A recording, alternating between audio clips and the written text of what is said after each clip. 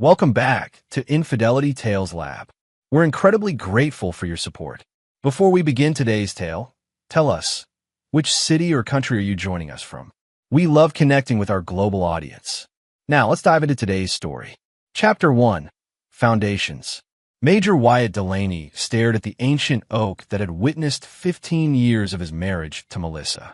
Their sprawling Virginia home, purchased with his combat pay and legal bonuses, stood as testament to sacrifices made across 3 continents. At 42, the lines around his eyes weren't just from squinting at legal briefs, but from watching friends die in Afghanistan before he transferred to JAG Corps. "Dad, did you see the new throwing knife I got?" 10-year-old Liam bounded across the lawn, gangly limbs full of enthusiasm. "Grandpa says I'm a natural." Wyatt smiled, ruffling his son's sandy hair. "Let's see what you've got, soldier." His father, retired Colonel Howard Delaney, hobbled over on his prosthetic leg. "The boy's got your eye." 3 generations of military men stood beneath Virginia sunshine, the youngest unaware his world was fracturing. Wyatt's phone buzzed. A text from Melissa. "Working late again. Don't wait up."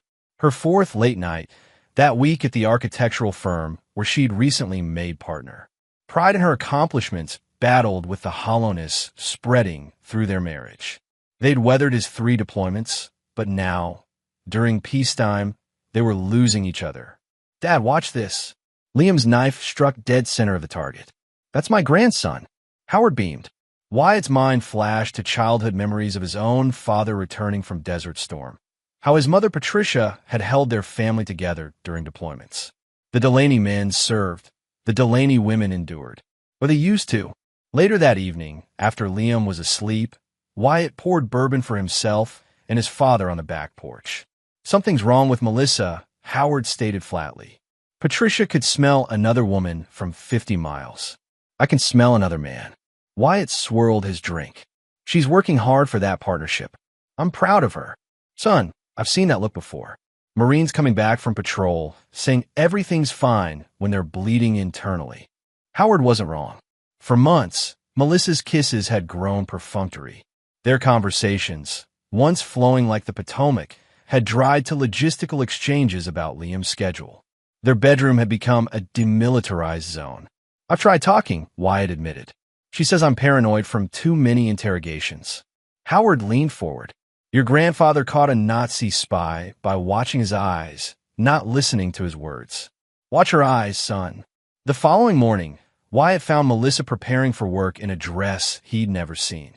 Crimson silk that hugged curves rediscovered at her CrossFit classes. "New dress?" he asked casually.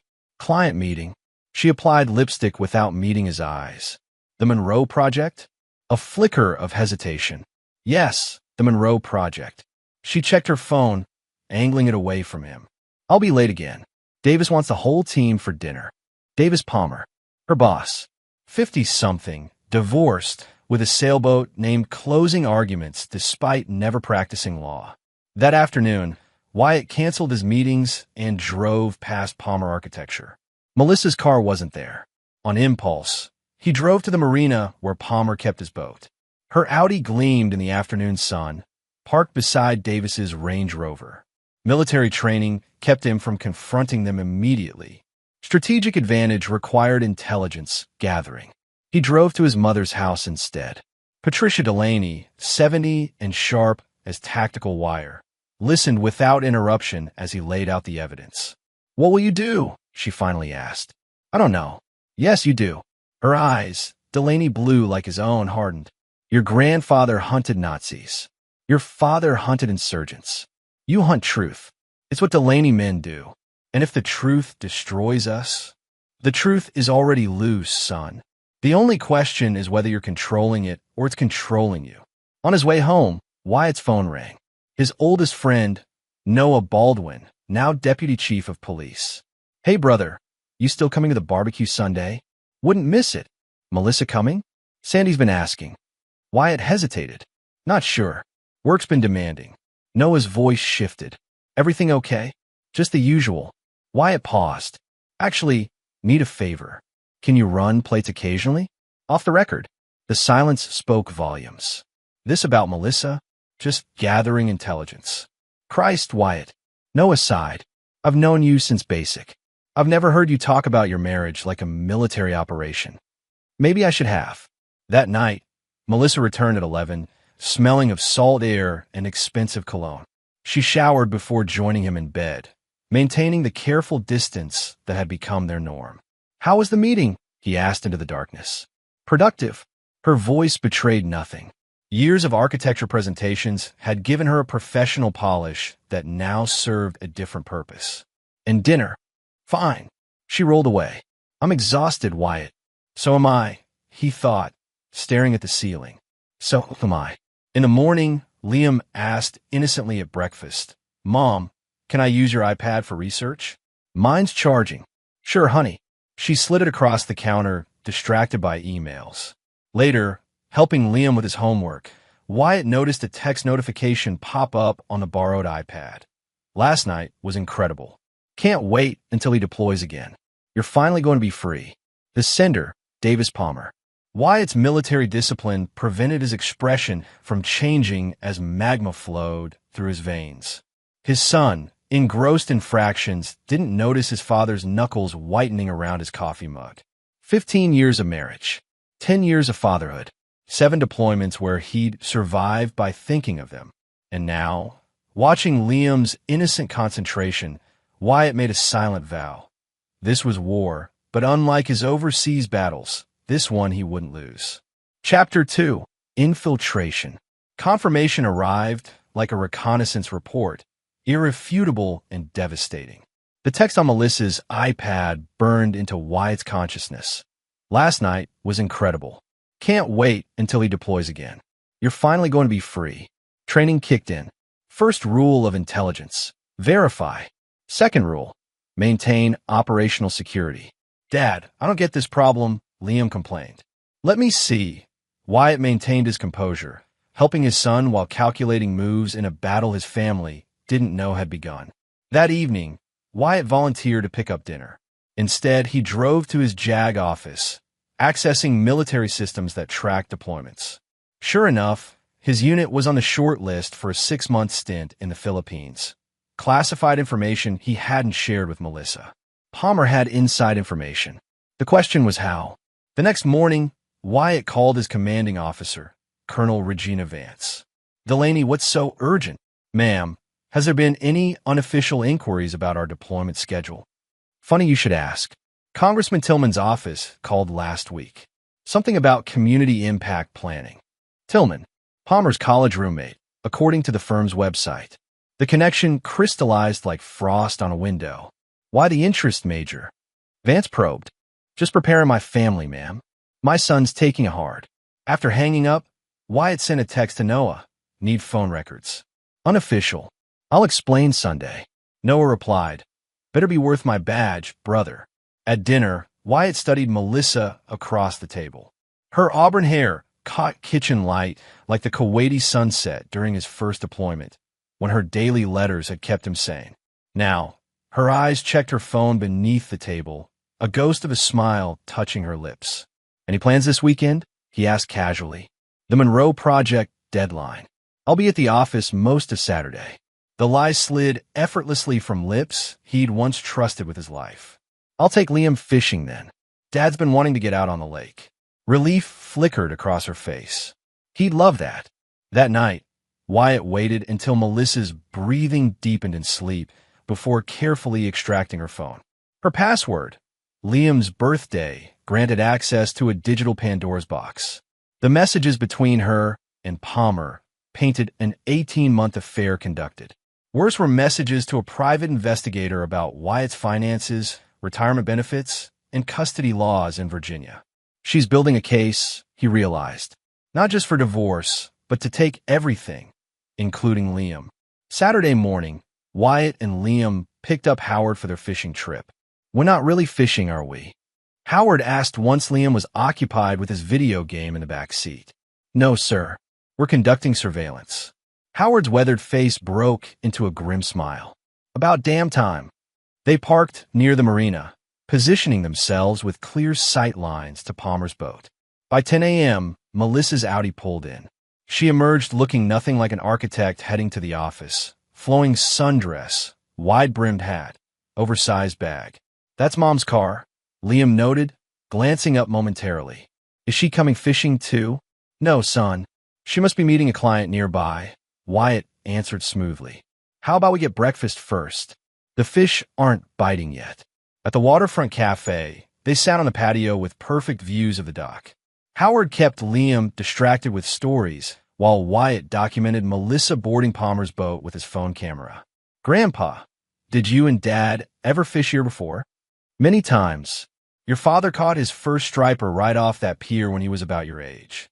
The fabricated memory created cover for their surveillance, a tactic Wyatt had learned in counterintelligence training.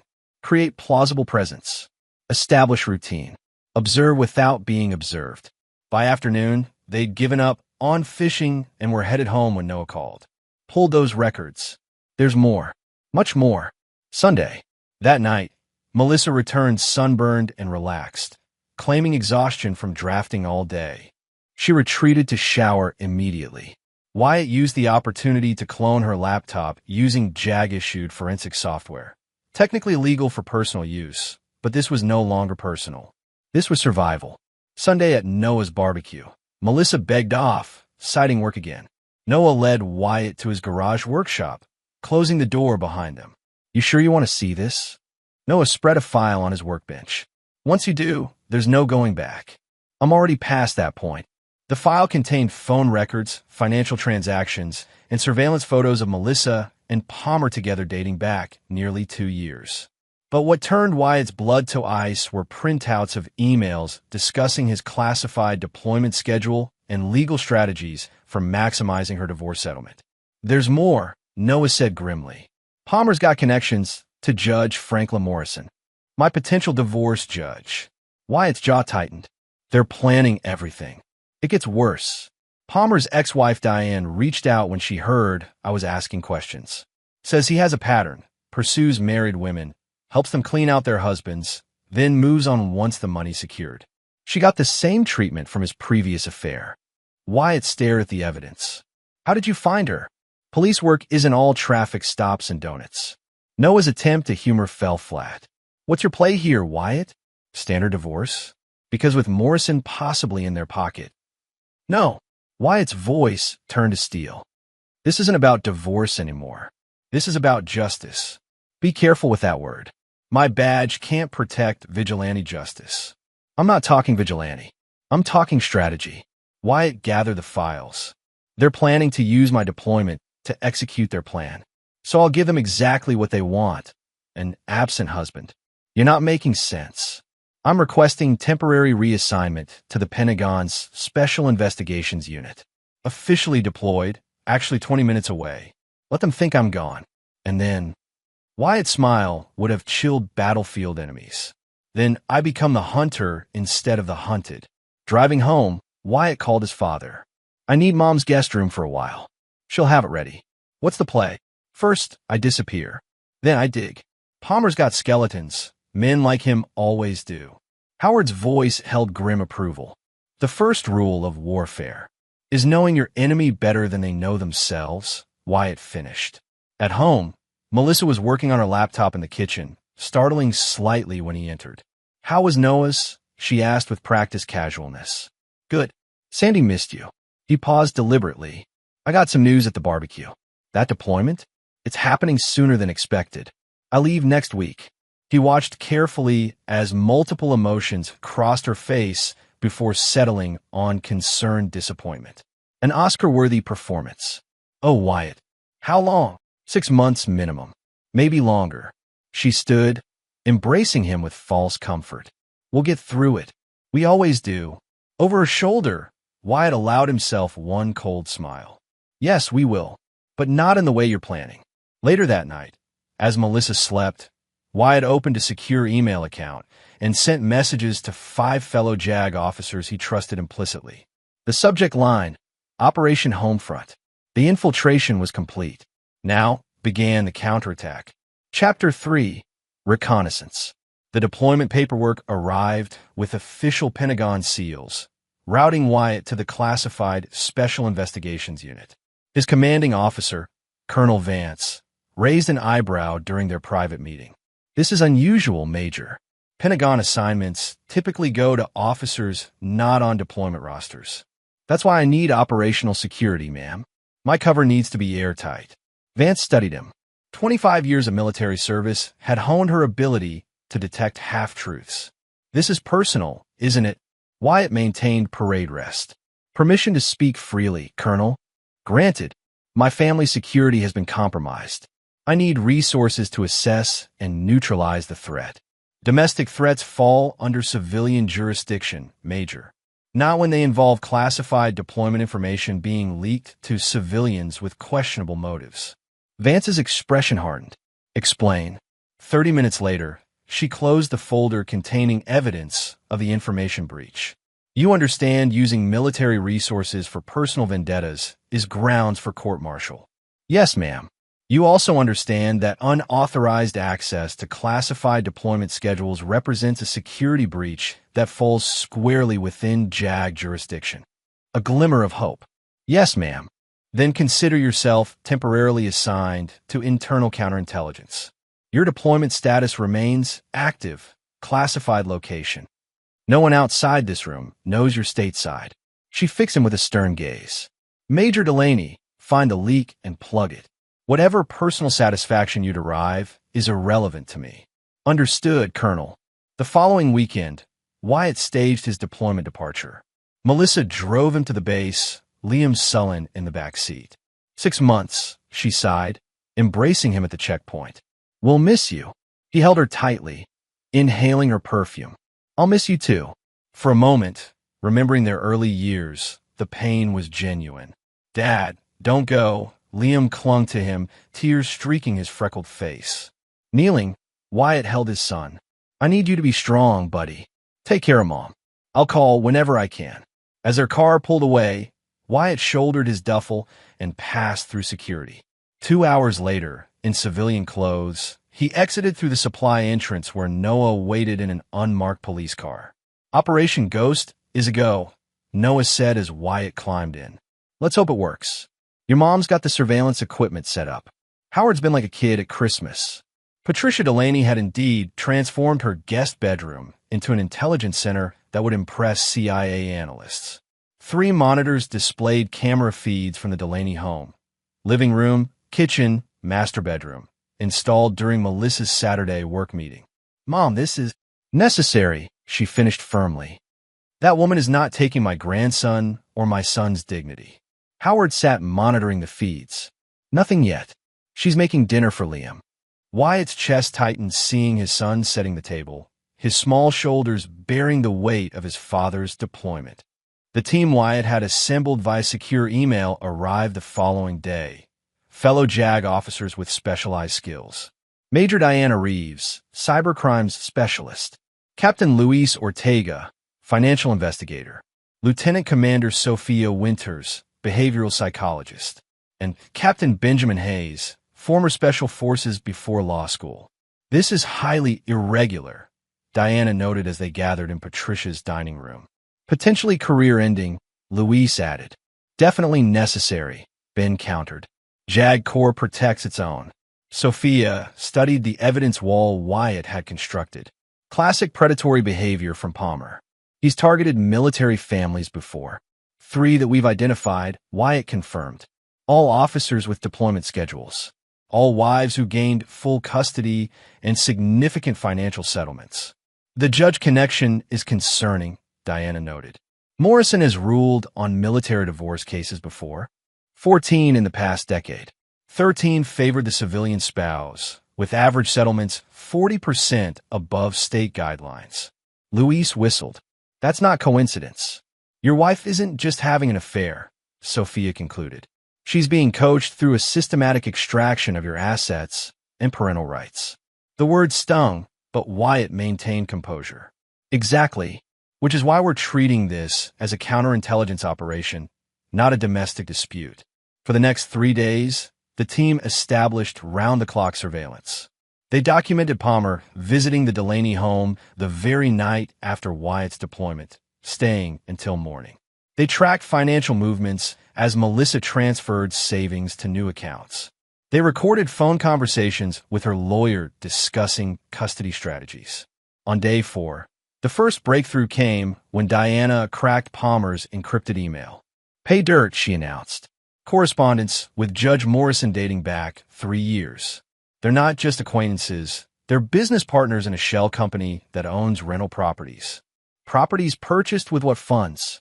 Luis wondered, diving into financial records.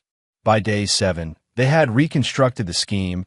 Palmer identified military officers with significant assets facing deployment. He began affairs with their wives, introducing them to his attorney, who specialized in military divorces. Cases were steered to Morrison, who consistently ruled for maximum settlements. Palmer then helped manage the newly single women's finances through investment in his real estate ventures, skimming substantial fees. "It's elegant," Luis admitted reluctantly. "Predatory, but legal. Except for the classified deployment information," Wyatt finished. "That's our leverage point." Ben leaned forward. "We still don't know the source." "I have a theory," Wyatt said, pulling up communication records. Congressman Tillman's military liaison, Veronica Slater, former military spouse herself, divorced 3 years ago with a settlement that exceeds her congressional salary by a factor of 10. "And the judge was—" Diana prompted. Morrison, Wyatt confirmed. "I think we found our leak."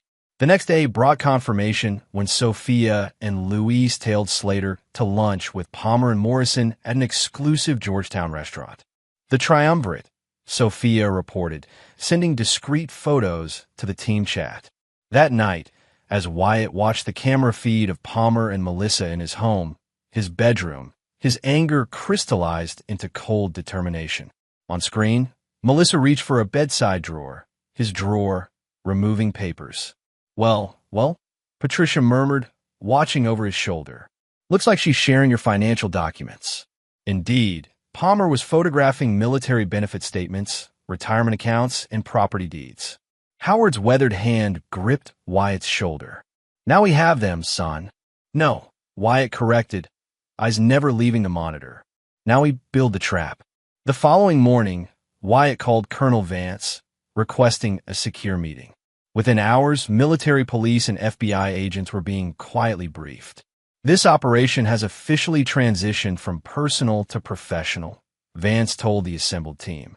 "The breach of classified deployment schedules alone justifies intervention. The financial conspiracy is icing." "Ma'am," Wyatt interjected, "I request primary operational control. These individuals targeted my family specifically." Vance considered, then nodded curtly. "Approved, Major. But remember, this is about justice, not revenge." Wyatt's smile didn't reach his eyes. "In this case, Colonel, they're the same thing." As the team dispersed to finalize preparations, Noah pulled Wyatt aside. "You good, brother? You've got that 1,000-yard stare." Wyatt watched the surveillance feed, where Melissa was helping Liam with homework, the picture of devoted motherhood playing for an audience of one. "I'm focused," he replied evenly. "That's what worries me. I've seen that look before, Fallujah, when Jenkins lost his squad. He was focused too, right until he walked into that enemy position alone. The difference is, I'm not walking in alone." Wyatt turned to his friend. "And I'm not planning to die. Just the opposite." Later, reviewing operation plans with his team, Wyatt received a video call from Liam. "Dad, when are you coming home? Mom's friend, Mr. Palmer, says we might move to his beach house after." He trailed off, looking guilty. "After what, buddy?" "Nothing. Mom says I'm not supposed to talk about grown-up stuff." Wyatt maintained a neutral expression despite the rage boiling beneath. "I'll be home before you know it. I promise." After the call, Ben found Wyatt staring at the operation timeline. "We need to accelerate," Wyatt said without preamble. "The FBI wants 2 more weeks of surveillance. My son doesn't have 2 weeks before they start poisoning his mind completely." Wyatt's voice was steel. "We move in 3 days." Ben studied his friend. "That's not the plan. Plans change when the battlefield does." Wyatt pointed to the surveillance photos. "Palmer brought divorce papers to my house yesterday. They're moving faster than anticipated." Moving faster means increased risk. Not moving faster means I lose my son. Wyatt's eyes met Ben's. 3 days. We'll be ready. That night, Wyatt drafted a letter to Liam, sealing it carefully. If anything happens to me, he told his mother, handing her the envelope. Patricia took it solemnly. Nothing will happen to you. Delaney men always come home. Even so, Wyatt replied, thinking of his grandfather who hunted Nazis, his father who lost a leg, but not his resolve, the generations of Delaney men who fought with honor. Some things need to be said. In the glow of surveillance monitors, Wyatt watched as Palmer and Melissa toasted with his whiskey in his living room. The end game was approaching, and unlike the battles he'd fought overseas, this one would end not with a flag-draped coffin, but with justice served cold.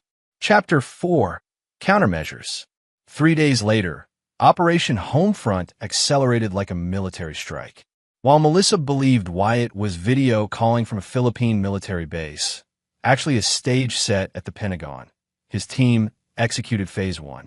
Diana, posing as a paralegal, delivered divorce paperwork to Melissa at her office. Hidden within the standard documentation was a single page of classified deployment schedules. Perfect bait for their trap. Mrs. Delaney? Diana affected a bored tone. Sign here acknowledging receipt. Melissa scanned the documents, eyes widening slightly at the deployment page.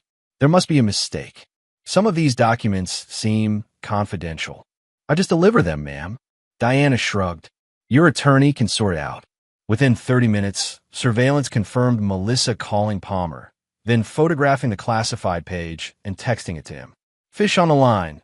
Louise confirmed from their monitoring station. Phase 2 began as Ben, impersonating a Pentagon security officer, visited Congressman Tillman's office to question Veronica Slater about recent information leaks. Just routine follow-up, Ms. Slater, Ben assured her as sweat beaded on her forehead. Though we are curious how deployment schedules for Major Delaney's unit became public knowledge. I wouldn't know anything about that, she stammered. Of course not. Ben smiled professionally. Still, we'll need access to your communication records. National security protocols. Her panic calls to both Palmer and Morrison were recorded in real time by Diana's surveillance equipment. Meanwhile, Luis and Sophia executed Phase 3, financial disruption. Using evidence of the conspiracy, they convinced the bank holding the escrow accounts for Palmer and Morrison's property ventures to freeze transactions pending investigation. By evening, Noah reported from his surveillance position near the Delaney residence. Palmer just arrived looking like hell. Bringing in Judge Morrison too. Emergency meeting in progress. Through hidden cameras, the team watched the conspirators argue in Wyatt's living room. You said this was clean. Morrison hissed, pacing. Now the Pentagon's sniffing around Veronica. It's nothing, Palmer insisted. A routine security check. There's nothing routine about frozen accounts. Morrison brandished his phone. $3 million in escrow, inaccessible. Melissa looked between them, confusion evident. What does this have to do with my divorce? Everything, Palmer snapped. Your husband's deployment schedule was our timeline. Now someone's connecting dots. You said getting those schedules was legal, Melissa protested. Morrison laughed bitterly. Legal? Those are classified documents.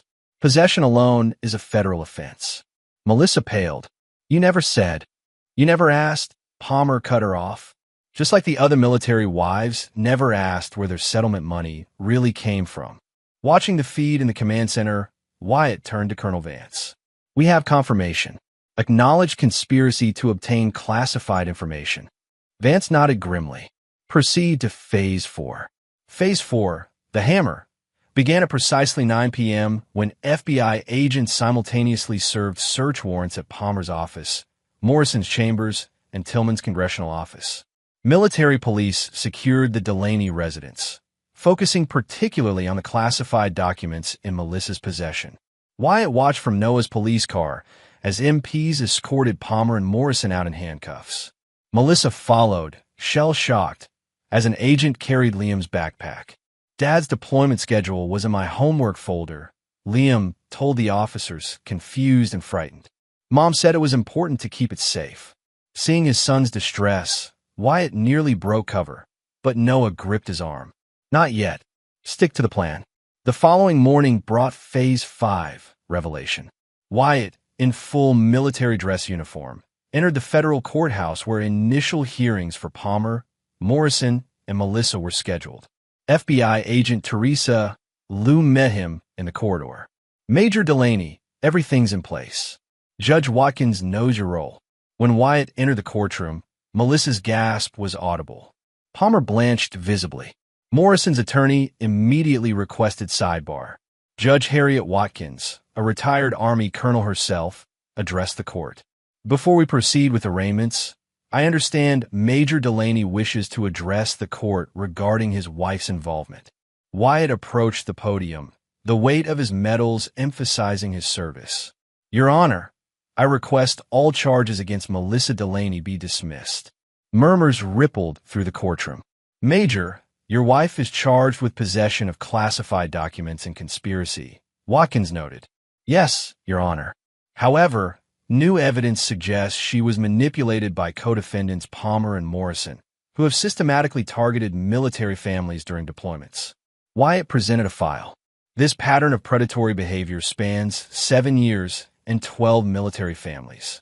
Melissa stared at him, confusion and hope battling across her features.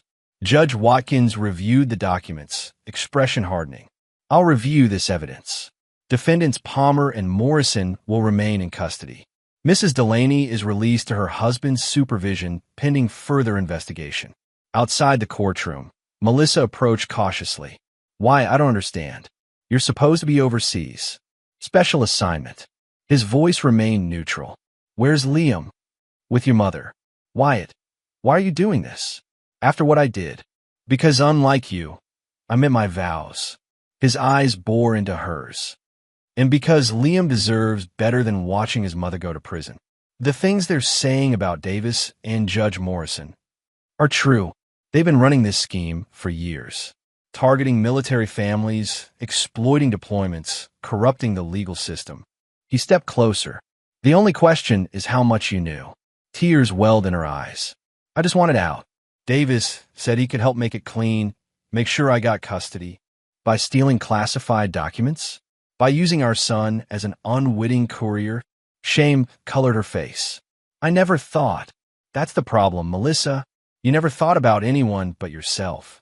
Phase 6, resolution, began that afternoon at the Delaney family home.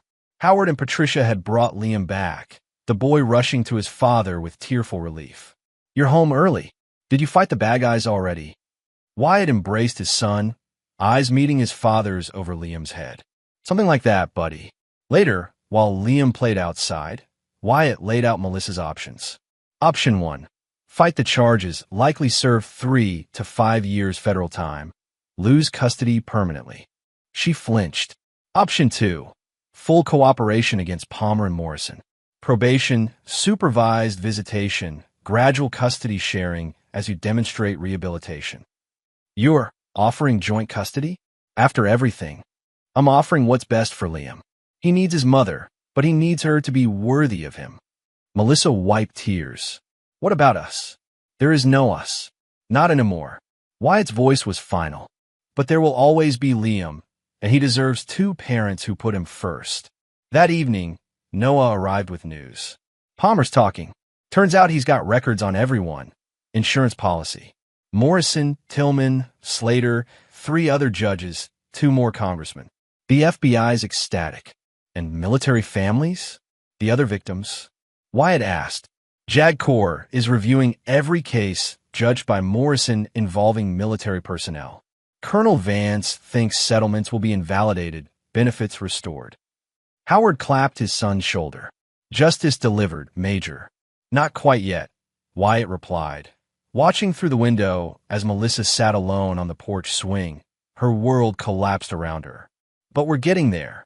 That night, after Liam was asleep, Wyatt found Melissa packing a small bag. I call my sister in Boston, she explained quietly. I'll stay with her during the proceedings. Wyatt nodded. Good. I never meant to hurt Liam, she said suddenly. I convinced myself this was better for him. A clean break, a fresh start. With another man's money and my son. I was wrong. Tears streaked her face. So wrong. About everything. For a moment, Wyatt remembered the young architecture student he'd fallen for, brilliant, passionate, fearless. Before ambition curdled into entitlement, before us became me. Melissa, he said finally, what you do next matters more than what you did before.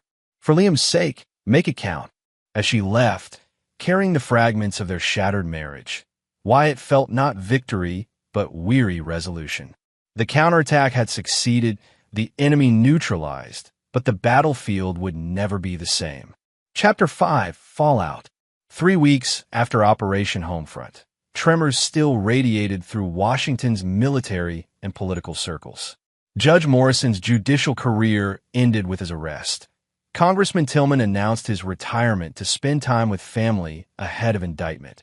And Davis Palmer faced 18 federal counts, including conspiracy, fraud, and mishandling classified information. The Arlington courtroom buzzed with whispers as Wyatt entered for Palmer's bail hearing. Several military officers nodded respectfully. Word had spread about his role in uncovering the conspiracy. Major Delaney, Judge Watkins acknowledged from the bench. I understand you wish to address the court regarding bail considerations. Wyatt approached the podium in dress uniform. Yes, Your Honor. The prosecution has asked me to testify regarding flight risk. Palmer, hollow-eyed in his orange jumpsuit, avoided Wyatt's gaze. In my professional assessment, Mr. Palmer maintains substantial offshore assets and connections in countries without extradition treaties. His passport shows 7 trips to Belize last year alone, where we've identified property holdings under shell companies. Objection. Palmer's attorney protested. Major Delaney is not a financial expert. Actually, Judge Watkins replied dryly. His JAG credentials include certification in forensic accounting and international asset tracing. Overruled. Bail was denied. As U.S. Marshals escorted Palmer out, he finally locked eyes with Wyatt, hatred palpable between them. Outside the courthouse, journalist Charlotte Webb approached, digital recorder extended. Major Delaney, care to comment on rumors that the Palmer-Morrison conspiracy targeted dozens of military families during deployments? No comment during ongoing proceedings, Wyatt replied professionally. What about allegations that your JAG team operated extrajudicially? That surveillance was conducted without proper warrants. Wyatt's step faltered slightly. All operations were conducted within legal parameters with proper authorization. Sources suggest otherwise, Major. Her smile didn't reach her eyes. I'll be running the story tomorrow. Military justice or vigilante vengeance. Colonel Vance called an emergency meeting that afternoon. This journalist has sources, she began without preamble, addressing Wyatt and his team. Internal sources who know operational details. A leak, Diana suggested. Or retaliation, Ben countered. The conspiracy had deep roots. We've rattled powerful cages. Vance fixed her gaze on Wyatt. Major, there are questions about surveillance timing. Records indicate you installed monitoring equipment in your home before receiving official authorization. The room tensed. That's correct, Colonel, Wyatt admitted. Initial surveillance was installed under personal authority as the homeowner. Using military-grade equipment, Vance pressed. Equipment I personally own, purchased legally from surplus auctions after decommissioning. Vance's expression remained severe. Creative interpretation, Major. One that may not satisfy Inspector General investigators if this journalist's story gains traction. The implications hung heavy. Careers in jeopardy, pensions at risk, possible charges. Colonel, Sophia interjected. Everything we uncovered was legitimate. The conspiracy was real. The ends don't justify improper means, Captain Winters. Not in military justice. Wyatt straightened. I take full responsibility, Colonel. The team followed my orders, believing proper authorization was in place. Noble but unnecessary, Major. Vance sighed. I've already implemented countermeasures. The journalist's primary source, Veronica Slater, has been arrested attempting to flee the country. Her credibility is shot. Relief rippled through the room. However, Vance continued, this situation underscores our vulnerability. The The conspirators still have allies within the system. Proceed with extreme caution. Later that day, Wyatt received a troubling call from Noah. We've got a situation. Melissa's been followed since leaving court. 2 men, professional surveillance. Palmer's people, not feds, not local. Private, military bearing. Keep watch. I'm heading to Boston tonight. That's the problem. She's not in Boston anymore. According to her sister, she never arrived. Wyatt's blood chilled. Find her, Noah. Use everything you've got. Already on it. And Wyatt? Watch your 6. These guys aren't playing games. That evening, as Wyatt reviewed security around his parents' home, where Liam was staying, a text arrived from an unknown number. Your wife made a deal. So can you? Back off, or the next target isn't your marriage, but your son. Final warning. Inside, Howard noticed his son's expression. Trouble. Wyatt showed him the text. Escalation. Howard's weathered face hardened. They're threatening my grandson? It's a desperate play. Their case is collapsing. Or it's bigger than we thought. Howard's tactical mind, honed through decades of military service, assessed possibilities. What if Palmer and Morrison were just middle management? What if there's someone higher pulling strings? The theory crystallized as Wyatt considered the conspiracy's sophistication. Someone with enough influence to corrupt judges and congressmen. Someone with enough at stake to risk threatening a JAG officer's family. Wyatt called Colonel Vance immediately, forwarding the threatening text. This changes things, she agreed. I'm assigning a security detail to your family immediately. And Major? I'm taking this to the Secretary of Defense. This just became national security. Within hours, military police established a protective perimeter around the Delaney family home. Liam, thinking it was part of a game, was thrilled to have real soldiers guarding him. Just like Dad's missions, he told Patricia excitedly. Are the bad guys coming, Grandma? No, sweetheart, she assured him, exchanging worried glances with Howard. This is just practice. Meanwhile, Diana's digital forensics team traced the threatening text to a burner phone purchased at a convenience store near FBI headquarters. Security footage showed the buyer, Special Agent Robert Keller, FBI liaison to the Congressional Intelligence Committee. The rot goes deeper than we thought, Vance concluded grimly when briefed. If FBI is compromised, we need to operate outside normal channels, Wyatt finished. Officially, I can't authorize that, Vance replied, then paused deliberately.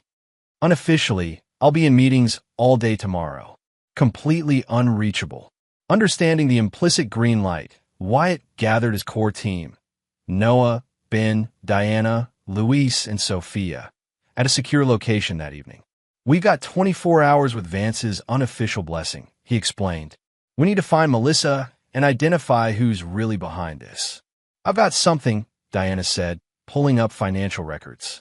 Palmer's shell companies all trace back to offshore accounts controlled by a holding company called Sentinel Strategic Partners.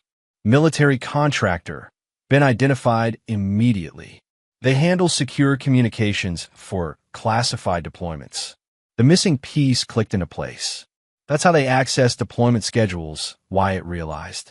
Not just through Slater's congressional access. Sentinel CEO is Victor Hargrove, Luis added. Former Navy, connected to multiple congressional committees through lobbying. Sophia pulled up Hargrove's profile. Divorced 3 times. Each ex-wife represented by the same law firm where Palmer was previously partner. The architect behind the architects, Noah summarized. And now, threatening my family, Wyatt concluded. Let's bring him down. The team split into operational cells. Diana and Luis tracked financial connections between Hargrove and the conspiracy's known members. Ben coordinated with trusted military intelligence contacts to monitor Hargrove's movements. Sophia and Noah focused on locating Melissa. By midnight, they had a breakthrough. Melissa's phone briefly activated near a private airfield in rural Virginia where Sentinel maintained a corporate hangar. She's either cooperating with them or being held, Noah assessed. Either way, she's leverage, Wyatt responded. We move now. Using Noah's police credentials and Ben's military authority, they established surveillance on the airfield. Shortly before dawn, thermal imaging detected movement in the hangar. 4 heat signatures, 1 seated and stationary. That's our hostage profile, Ben confirmed. Wyatt made the call. Execute breach and clear. Secure the hostage. The operation unfolded. Noah's SWAT colleagues, briefed as responding to a kidnapping, breached the hangar while Wyatt and Ben provided tactical support. Inside, they found Melissa handcuffed to a chair, guarded by 2 private security contractors with military backgrounds. Federal agents. Hands where we can see them. Noah's team commanded. One guard reached for his weapon, but froze as multiple laser sights centered on his chest. Smart choice, Noah commented, advancing to secure them. Wyatt rushed to Melissa, who looked simultaneously terrified and relieved. Are you hurt? He asked, unlocking her restraints. No, she whispered. Wyatt, they know everything about the surveillance, the evidence, all of it. They were going to use me to get to Liam. Who ordered this? Hargrove. Victor Hargrove. He was here earlier. Said if he didn't back off, they'd take Liam to motivate cooperation. Cold fury filled Wyatt. We're ending this. Now, back at command, Diana presented her findings. Hargrove's company has government contracts worth billions for deployment communications.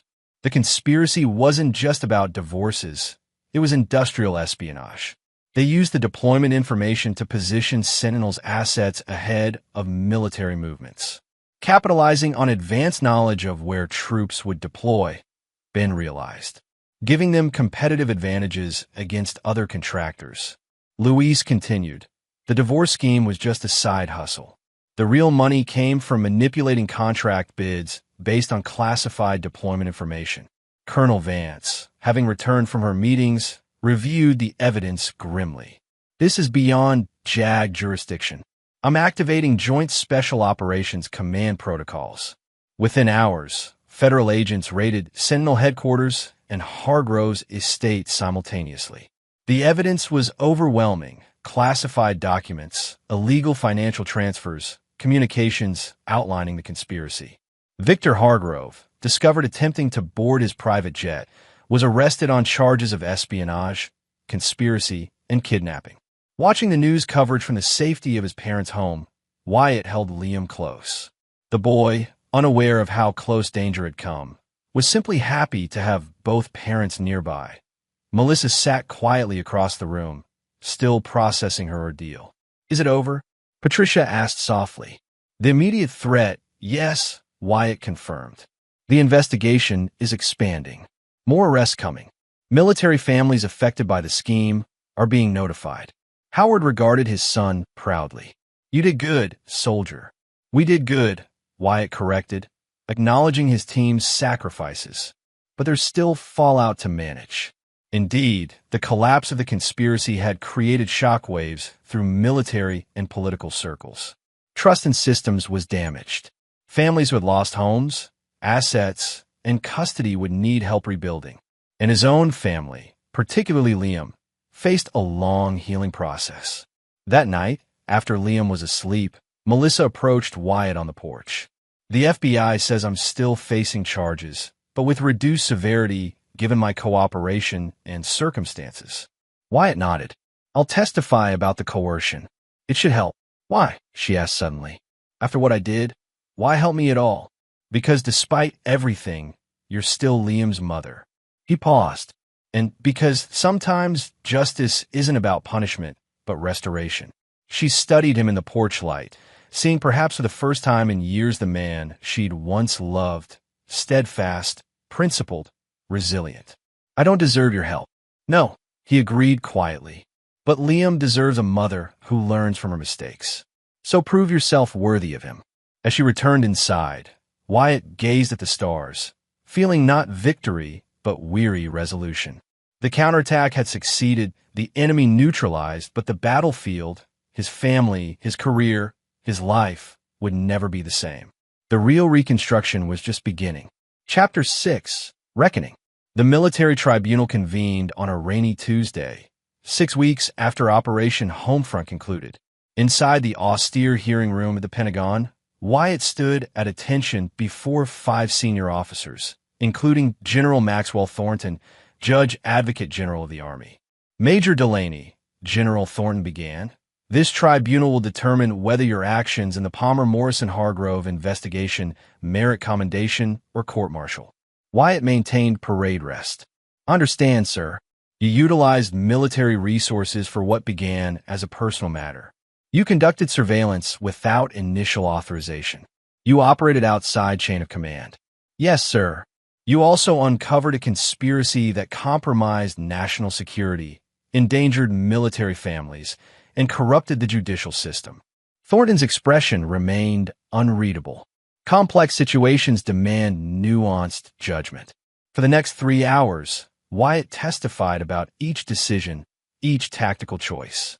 Colonel Vance provided context about authorization timelines. The evidence was reviewed. Major, asked Colonel Renata Westfield, the tribunal's most senior member after Thornton, at what point did this transition from a personal matter to an official investigation in your mind? When I discovered classified deployment schedules had been compromised, ma'am. At that moment, it became a matter of national security. Yet you didn't immediately report it through proper channels.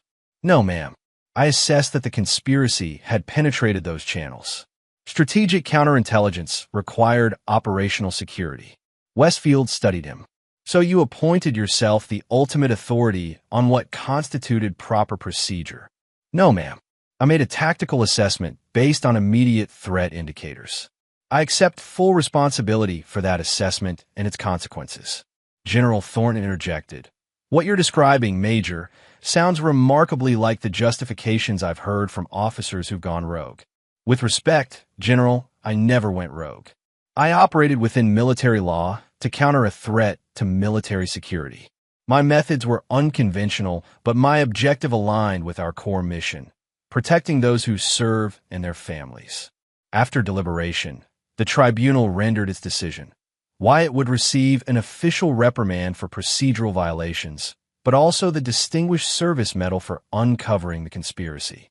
He would retain his rank, but transfer from JAG Corps to the newly formed Military Family Advocacy Unit, a position that would utilize his experience protecting service members from predatory practices. Consider this both punishment and promotion, Major, Thornton concluded. The military needs rule followers and rule questioners. The wisdom is knowing which situation demands which approach. Outside the hearing room, Colonel Vance waited. Fair outcome. Fair, Wyatt agreed. And necessary. Actions have consequences, even justified ones. Your new unit launches next month. 16 similar conspiracies have been identified nationwide. Your template will guide investigations. My team, reassigned to your command, if they choose to accept. I suspect they will. That evening, Wyatt returned to his temporary apartment. Since the operation concluded, he had maintained separate residence from Melissa, who remained in the family home with Liam under supervised conditions set by family court. His phone rang, Noah with weekly updates. Palmer's plea deal finalized. 15 years federal, testimony against Hargrove and 12 other conspirators in exchange for avoiding espionage charges. Morrison, disbarred, awaiting sentencing. Looking at 10 to 12 for judicial corruption. Hargrove, that's the big one. Prosecutions seeking 30 to life for espionage. Defense Department has identified 47 compromised operations from his company's intelligence theft. Wyatt absorbed this, satisfaction mixing with weariness. And the families? The other victims? JAG Corps established a special victims unit. 43 cases identified so far where Morrison's rulings disadvantaged military personnel during deployments. All under review. Good, Wyatt said simply. Noah hesitated. There's more. Charlotte Webb is still digging. She's focusing on collateral damage. Marriages destroyed, children caught in crossfire. She's not wrong, Wyatt admitted. We stopped the conspiracy, but we couldn't undo the human cost. The following day, Wyatt met with his son's therapist, Dr. Elena Ramirez. Liam's processing trauma through displacement, she explained. He's created a narrative where his mother was tricked by bad guys rather than facing her agency in the betrayal. Is that harmful? It's protective, temporarily. But eventually, he'll need to integrate the reality that people he loves made choices that hurt him. Including me, Wyatt acknowledged. My counterattack put him at risk. Dr. Ramirez nodded. Children are collateral damage in adult conflicts, Major Delaney. Your challenge now is helping him rebuild trust in his mother, in you, in stability itself. Later that afternoon, Wyatt picked up Liam for their court-approved weekend together. The boy seemed subdued, clutching his backpack tightly. Everything okay, buddy? Mom was crying again. Wyatt's jaw tightened. Was someone at the house? No. She was looking at papers. She said they're making her say bad things about you. But she doesn't want to. Legal discovery documents, Wyatt realized. Despite the criminal cases proceeding, their divorce remained in process, with Melissa's attorneys still pursuing aggressive tactics. Grown-up problems, Wyatt assured him. Nothing for you to worry about. At the park later, while Liam played with other children, Wyatt received an unexpected call from Melissa. My lawyers want me to claim you used excessive force during the hangar raid, she said without preamble. They're building a civil case against you. For rescuing you from kidnappers? Wyatt asked incredulously. For endangering me in the first place. They say if you hadn't pursued the investigation, I wouldn't have been targeted. And what do you say? Silence stretched between them. I say I'm tired of being a pawn. First Palmer's, now my attorneys. So don't be. It's not that simple. My plea deal depends on cooperation. With the criminal case, yes. Not with civil litigation against your son's father. Another long pause. The hearing for custody modification is next week. I know. What will you say? About me as a mother? Wyatt watched Liam on the swings, his small face momentarily carefree. The truth. That you made terrible choices but weren't the mastermind. That you're seeking treatment and working to rebuild trust. That despite everything, you love your son. Her voice cracked. Why aren't you destroying me? You have every right. Because scorched earth leaves nothing for Liam to stand on. After the call, Wyatt sat contemplating next steps when a shadow fell across the bench. Charlotte Webb, digital recorder in hand. Major Delaney, mind if I join you? My son's present. This isn't the time. Actually, it's exactly what I wanted to discuss. She sat uninvited. You've been painted as the hero who brought down a conspiracy, but I'm interested in the personal cost. What this did to him. Wyatt's expression hardened. My son is off limits. The tactical brilliance of Operation Homefront is undeniable, she continued, unfazed. But I wonder if you considered the psychological impact on a child whose father weaponized his legal and military expertise against his mother. Ms. Webb, 26 children of military personnel lost stable homes due to Palmer and Morrison's conspiracy. You helped expose that. Admirable. But what about the damage done during your counteroffensive? The trauma of watching parents at war? Wyatt stood. This conversation is over. One question, Major. If you could do it again, knowing the cost to your son, would you choose justice or mercy? The question lingered as Wyatt collected Liam and drove home. Would he? The conspiracy had been stopped, predators imprisoned, military families protected. But his son still woke with nightmares. His wife, soon-to-be ex-wife, faced criminal charges and public humiliation. The damage spread in concentric circles. That night, Wyatt drafted a lengthy email to his new command outlining protocols for military family protection that balanced justice with harm reduction. Procedural safeguards for children. Psychological support requirements. Accountability metrics that considered human factors alongside legal outcomes. As he worked, Liam appeared in the doorway, pajama-clad and sleepy. Dad? I had a bad dream. Wyatt opened his arms. Come here, buddy. Liam climbed into his lap. I dreamed Mom went away forever. That won't happen. Wyatt stroked his son's hair. Your mom made mistakes, but she's working hard to fix them. And she loves you very much. Are you still mad at her? How to answer? The betrayal remained raw. The conspiracy had nearly destroyed his career, endangered his son, violated his home. Yet beneath the anger lay something more complex. Grief for what was lost, concern for what remained. I'm sad about what happened, he said finally. But being angry forever doesn't help anybody, especially not you. Is that why you're helping her? Mom says you're talking to her lawyers to fix things. I'm trying to make things right for you. Liam considered this with childlike directness. Can things be right again? Like before. Not exactly like before, Wyatt answered honestly. But they can be good in a different way. We'll always be your parents, and we'll always love you. The following day, Wyatt met with Melissa and their respective attorneys to discuss modified custody arrangements. My client acknowledges her role in the events, Melissa's lawyer began formally, but maintains that coercion and manipulation were significant factors. We're not here to relitigate criminal matters, Wyatt's attorney responded. The court's priority is the child's welfare. Melissa suddenly interrupted. I want to speak directly to Wyatt. The lawyers exchanged glances but withdrew to give them privacy. I've been offered a plea deal, Melissa began once they were alone. 2 years probation, no incarceration, in exchange for complete cooperation against Palmer and Hargrove. You should take it. It would mean admitting under oath that I knowingly accessed classified information, that I endangered our son by involving him. Yes. Her eyes filled. I'll lose custody. Not necessarily. Wyatt leaned forward. I'm willing to submit a statement supporting graduated custody restoration based on compliance and therapeutic progress. Disbelief crossed her face. You would do that? Why? Because punishment without rehabilitation helps no one. Because Liam needs both parents healthy and present. Because holding you underwater keeps both of us from moving forward. For the first time since the nightmare began, something like hope flickered in her expression. I don't deserve your mercy. This isn't about what you deserve, Wyatt replied evenly. It's about what Liam deserves, and what kind of example I want to set for my son. The custody agreement they ultimately crafted reflected this philosophy.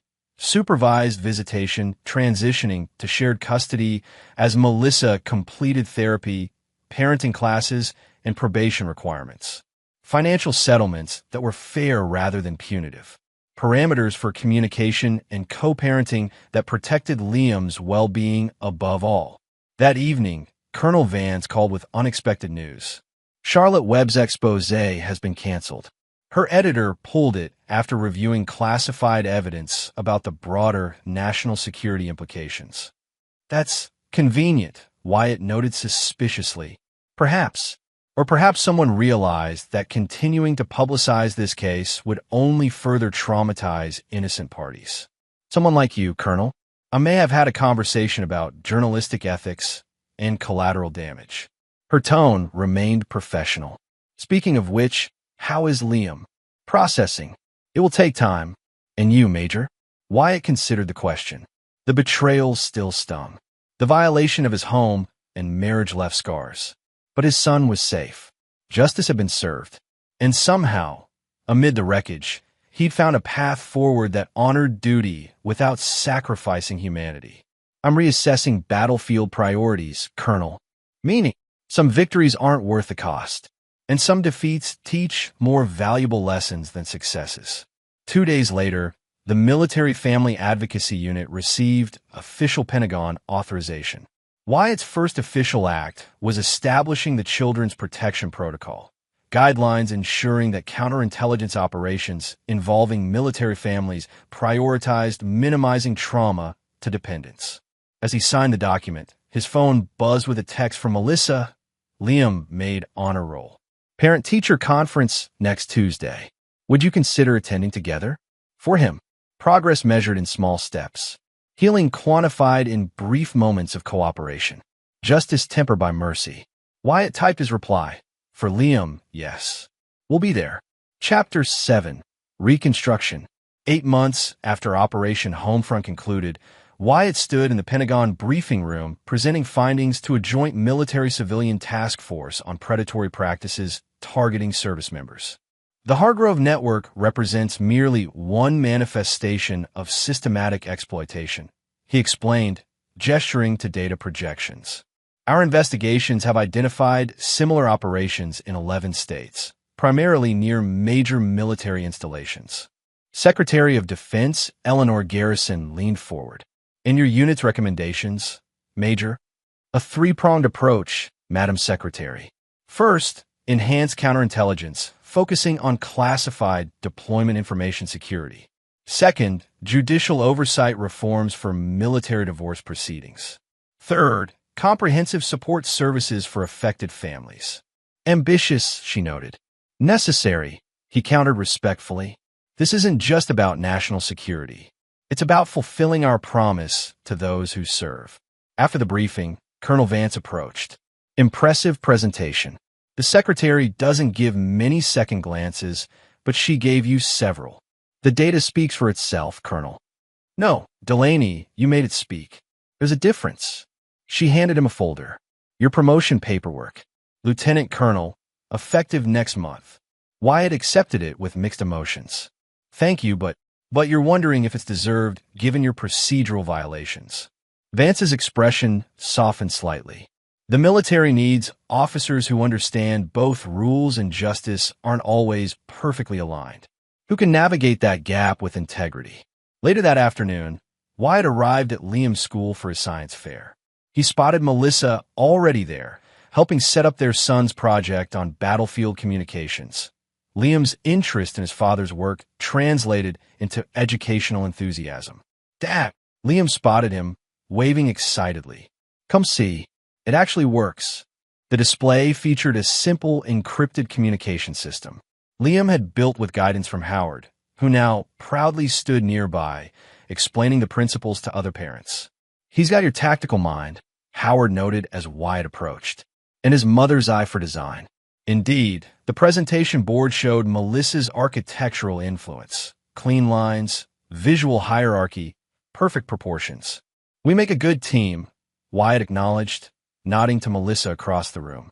Their co-parenting relationship had evolved into something functional, if not friendly. Shared custody transitions happened without conflict. Major decisions were discussed rationally. For Liam's sake, they maintained civil interactions at school events, medical appointments, and family occasions. During the awards ceremony, Liam received honorable mention. His beaming face as he accepted the certificate, looking to both parents for approval, made every difficult step of their journey worthwhile. As families dispersed afterward, Noah arrived with his wife Sandy and their daughter Zoe, Liam's longtime friend. Uncle Noah. Liam ran to hug him. Did you see my project? Wouldn't have missed it, kiddo. That encryption method? We use something similar on tactical ops. While the children compared ribbons, Noah pulled Wyatt aside. Heads up. Victor Hargrove's sentencing is tomorrow. His attorneys submitted your name as a character witness. For the defense? That's absurd. Apparently he's claiming your personal vendetta created confirmation bias in the investigation, tainting evidence collection. His conspiracy kidnapped my wife and threatened my son, which his attorney frames as alleged events occurring after an unauthorized military intelligence operation. He's working the procedural angle hard. Wyatt's jaw tightened. Will it work? Not likely. The evidence is overwhelming, but it could create complications for ongoing cases if procedural questions get traction. That evening, after dropping Liam at Melissa's for her custody week, Wyatt met with his legal team to prepare for the hearing. Diana and Luis had compiled comprehensive timelines establishing that evidence collection followed proper protocols once official authorization was granted. The pre-authorization surveillance is the vulnerability, Diana acknowledged.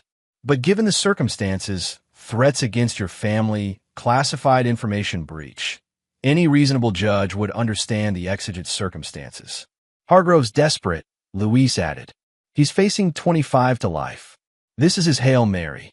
In court the next morning, Wyatt watched impassively as Hargrove's attorney, Preston Sullivan, argued for leniency. Your Honor, while the allegations against my client are serious, the investigation that produced them was fundamentally tainted by Major Delaney's personal vendetta.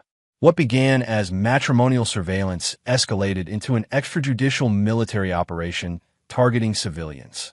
Judge Imani Rhodes, known for her approach, studied Sullivan over her glasses. Counselor, the evidence against your client includes financial records, communications, and testimony from 17 co-conspirators. Are you suggesting all of this was fabricated due to Major Delaney's supposed vendetta? I'm suggesting, Your Honor, that the fruit of the poisonous tree doctrine applies. The initial surveillance was unauthorized, making subsequent evidence collection suspect. The surveillance of my own home was fully within my rights as the homeowner, Wyatt testified when called. Once national security implications became apparent through legally obtained evidence, proper military channels were engaged. After the fact, Sullivan pressed, after you'd already decided my client was guilty, after I discovered classified deployment schedules had been compromised, endangering military personnel and operations. Mr. Hargrove's company had exclusive access to those schedules. Circumstantial. Mr. Hargrove's offshore accounts received payments corresponding precisely to deployment date changes. His communications with Palmer and Morrison referenced schedule adjustments that match classified information exactly. And when his operation was threatened, he authorized the kidnapping of my wife and threats against my child. Wyatt's voice remained controlled but forceful. Those aren't circumstances, Mr. Sullivan. Those are facts. Judge Rhodes ultimately sentenced Hargrove to 22 years, citing the extraordinary breach of trust against the nation's defense infrastructure and callous exploitation of military families during their most vulnerable periods. As marshals led Hargrove away, he locked eyes with Wyatt. This isn't over, Major. Men like us are never finished. The threat lingered as Wyatt left the courthouse. Outside, Charlotte Webb waited.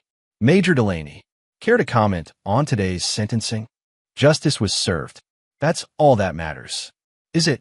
She fell in a step beside him. Hargrove's going to prison, but what about the system that enabled him? The oversight failures? The cultural vulnerabilities he exploited? Wyatt paused. This wasn't the gotcha journalism he'd expected. Those are precisely the issues my unit is addressing. I'd like to hear about that, she said, surprising him. Off the record, initially, I'm working on a series about military family resilience. Not an expose, a constructive examination of challenges and solutions. Her sincerity seemed genuine. After consideration, Wyatt agreed to a preliminary discussion. That conversation, over coffee at a Pentagon City cafe, revealed a journalist more nuanced than he'd assumed, a military daughter herself, with personal understanding of deployment strains. My father served 3 tours in Iraq, she explained. My mother held us together, but the system offered minimal support. When they divorced after his return, the judge had zero understanding of military pension complexities. They lost everything fighting over technicalities. That's exactly the vulnerability Hargrove's group exploited, which is why this story matters beyond scandal headlines. She closed her notebook. Your family protection protocols could prevent thousands of similar situations. Their professional relationship evolved over subsequent weeks as Webb interviewed military families, advocates, and legal experts for her series. The resulting articles, Defending the Defenders, Military Families Under Siege, and The Homefront Battle, Protecting Those Who Protect Us, brought national attention to the issues Wyatt's unit addressed. More importantly, the publicity generated congressional support for the Military Family Protection Act, legislation establishing enhanced legal protections for deployed service members and their dependents. 3 months later, Wyatt received an unexpected visitor at his Pentagon office. Melissa, professionally dressed for her community service assignment at the Veterans Administration. I hope this isn't inappropriate, she began awkwardly, but I wanted to deliver this personally. She handed him court documents, her completed probation requirements, therapy certifications, and a motion for custody modification according to their agreement. You've completed everything, he noted, reviewing the paperwork. And more, she added.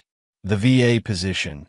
They've offered me a permanent role designing accessible housing for disabled veterans. I'll be working with your father on the advisory committee. Wyatt looked up, surprised. You, my father? He was reluctant initially, but we found common ground in wanting to help veterans, and in loving Liam. The transformation wasn't just documented in court papers, but evident in her demeanor. The entitled architect who'd plotted his financial ruin had been replaced by someone humbled, purposeful, focused beyond herself. I'll sign the custody modification today, he promised. You've earned it. Thank you. She hesitated. There's something else. I've been asked to speak at a JAG Corps conference about predatory practices targeting military spouses. To explain how someone like me, educated, privileged, could be manipulated into betraying family. That takes courage. I owe it to the families still at risk, and to Liam, to show him people can take responsibility and make amends. As she turned to leave, Wyatt found himself asking, "Are you well, Melissa?" Truly, she considered the question seriously. "I'm rebuilding. Some days are harder than others. The shame doesn't disappear, but it's becoming productive rather than paralyzing." She met his eyes directly. "And you?" "Similar. Rebuilding. Different foundation, same goal, creating something stable for Liam." That weekend, during Wyatt's custody time, he took Liam camping in the Blue Ridge Mountains, the kind of father-son adventure that had become their new tradition. "Dad, can I ask something serious?" Liam inquired as they fished together on a sunlit afternoon. "Always. Are you and Mom ever getting back together?" The question, though expected eventually, still landed heavily. "No, buddy, we're not. But we're both always going to be your parents, and we're both always going to love you." Liam nodded, processing. "I used to hope you would, but maybe it's better this way. You don't fight anymore." The simple observation, from a child's perspective, peace mattered more than family structure, offered profound wisdom. "We're trying to do what's best for you.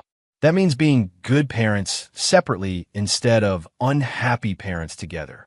Mom says you taught her that sometimes the bravest thing is admitting when you're wrong." Wyatt smiled slightly. "Your mom's learning important lessons. So am I." "Like what?" "Like how strength isn't about never getting knocked down. It's about how you get back up, how you rebuild."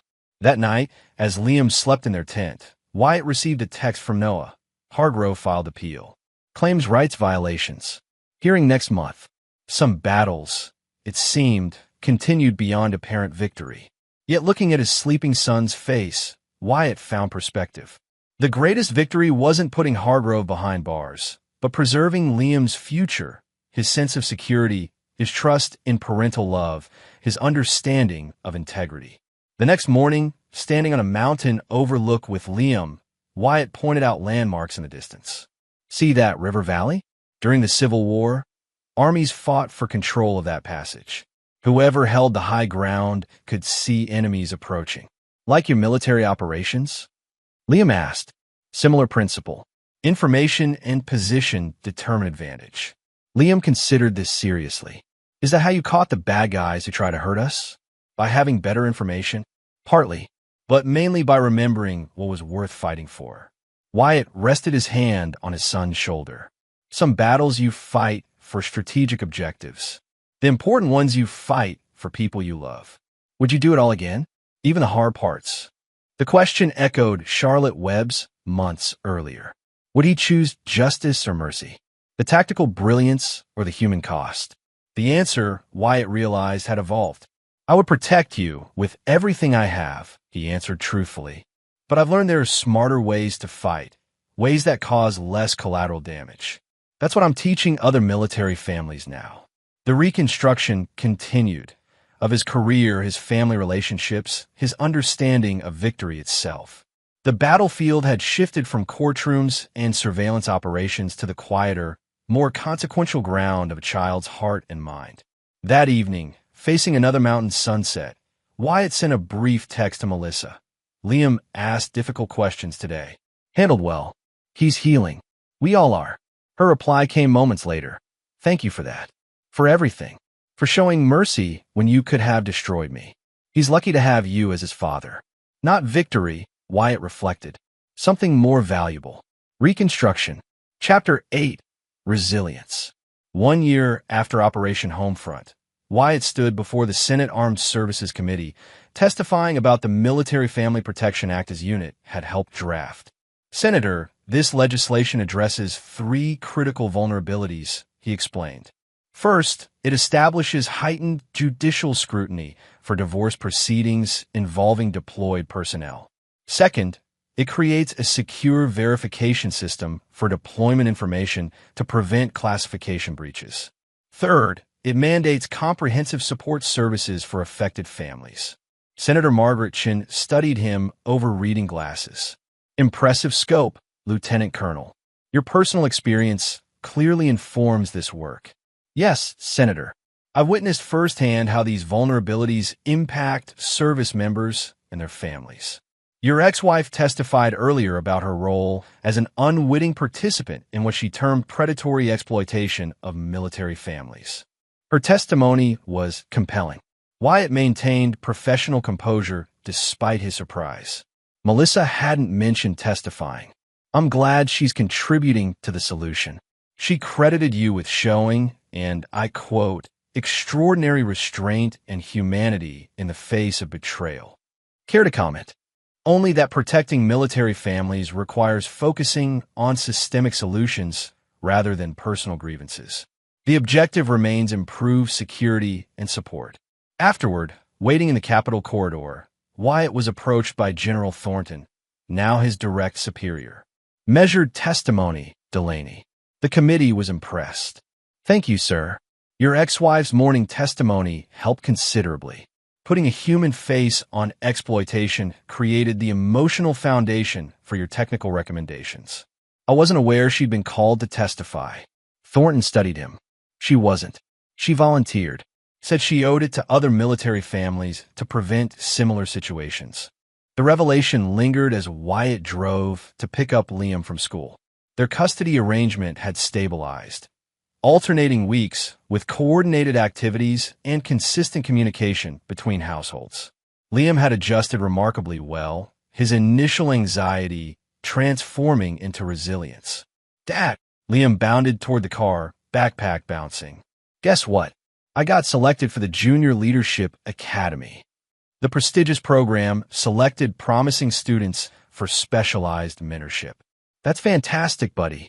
When did you find out? Today. Mom already knows. She was at school for her architecture presentation when they announced it. Melissa's architectural expertise had evolved from luxury developments to community-focused projects, veterans housing, school renovations, accessibility designs. Her community service requirement had transformed into passionate advocacy. That evening, while Liam completed homework, Wyatt received an unexpected call from Charlotte Webb. Lieutenant Colonel, I have information you should know. Victor Hargrove's appeal includes new allegations, claims that evidence was planted, that the conspiracy was fabricated to advance military intelligence budgets. That's absurd, obviously, but he's hired Preston Sullivan's entire firm. They're preparing a media offensive coordinated with a legal strategy. It gets personal, Wyatt. They're planning to drag your son into it. His blood chilled. Ow! Claiming Liam was manipulated into providing false testimony. That you coached him. Liam never testified. We deliberately shielded him from proceedings. Facts won't matter in their media strategy. They're creating alternative narratives to confuse public perception and pressure prosecutors toward a deal. Why are you telling me this? Because your family protection work matters. Because I've interviewed 50 military families helped by your unit's interventions. Because journalists aren't supposed to be manipulated into becoming weapons. After hanging up, Wyatt immediately called Colonel Vance, now Brigadier General Vance, head of the JAG Corps. Hargrove's planning psychological warfare, he explained, outlining Webb's warning. Not surprising, Vance replied. He built his career on information manipulation. But dragging a child into it crosses lines. I need options that protect Liam while preserving case integrity. I'll contact federal prosecutors immediately. Meanwhile, secure communications protocols. Assume surveillance. The warning proved prescient. The following day, unfamiliar vehicles appeared near both Wyatt's apartment and Melissa's home. Liam reported being approached by a substitute teacher, asking unusual questions about his parents. Most disturbingly, private photographs of Liam at school appeared on obscure websites alongside manipulated narratives questioning the Hargrove prosecution. Wyatt implemented immediate countermeasures, coordinating with NOAA to establish police presence near Liam's school, requesting temporary electronic surveillance sweeps of both residences, and arranging secure transportation. Most critically, he contacted Melissa directly rather than through attorneys. We need to coordinate security, he explained during an urgent meeting at a secure Pentagon conference room. Hargrove's people are targeting Liam to pressure both of us. Melissa's face paled. The man who approached him at school? Likely one of Sullivan's investigators. We've alerted school administration and implemented verification protocols. What do they want? The case is closed. Hargrove was convicted. They want leverage for his appeal. Pressure points to force prosecutorial concessions. Wyatt outlined the security plan. We need to present a unified response. No daylight between us for them to exploit. For the first time since their marriage collapsed, they found themselves in complete alignment. Co-parents united against external threat. Whatever you need, Melissa agreed immediately. Liam's safety comes first. The coordinated protection operation transformed their co-parenting into active collaboration.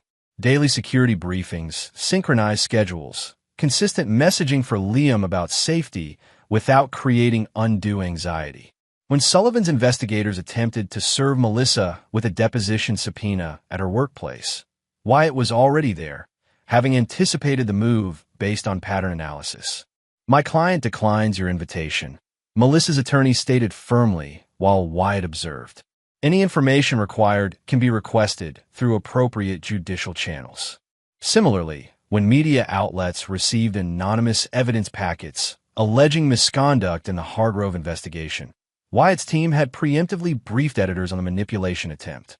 The chess match escalated when Sullivan filed emergency motions requesting Liam's school records, claiming they contained exculpatory evidence.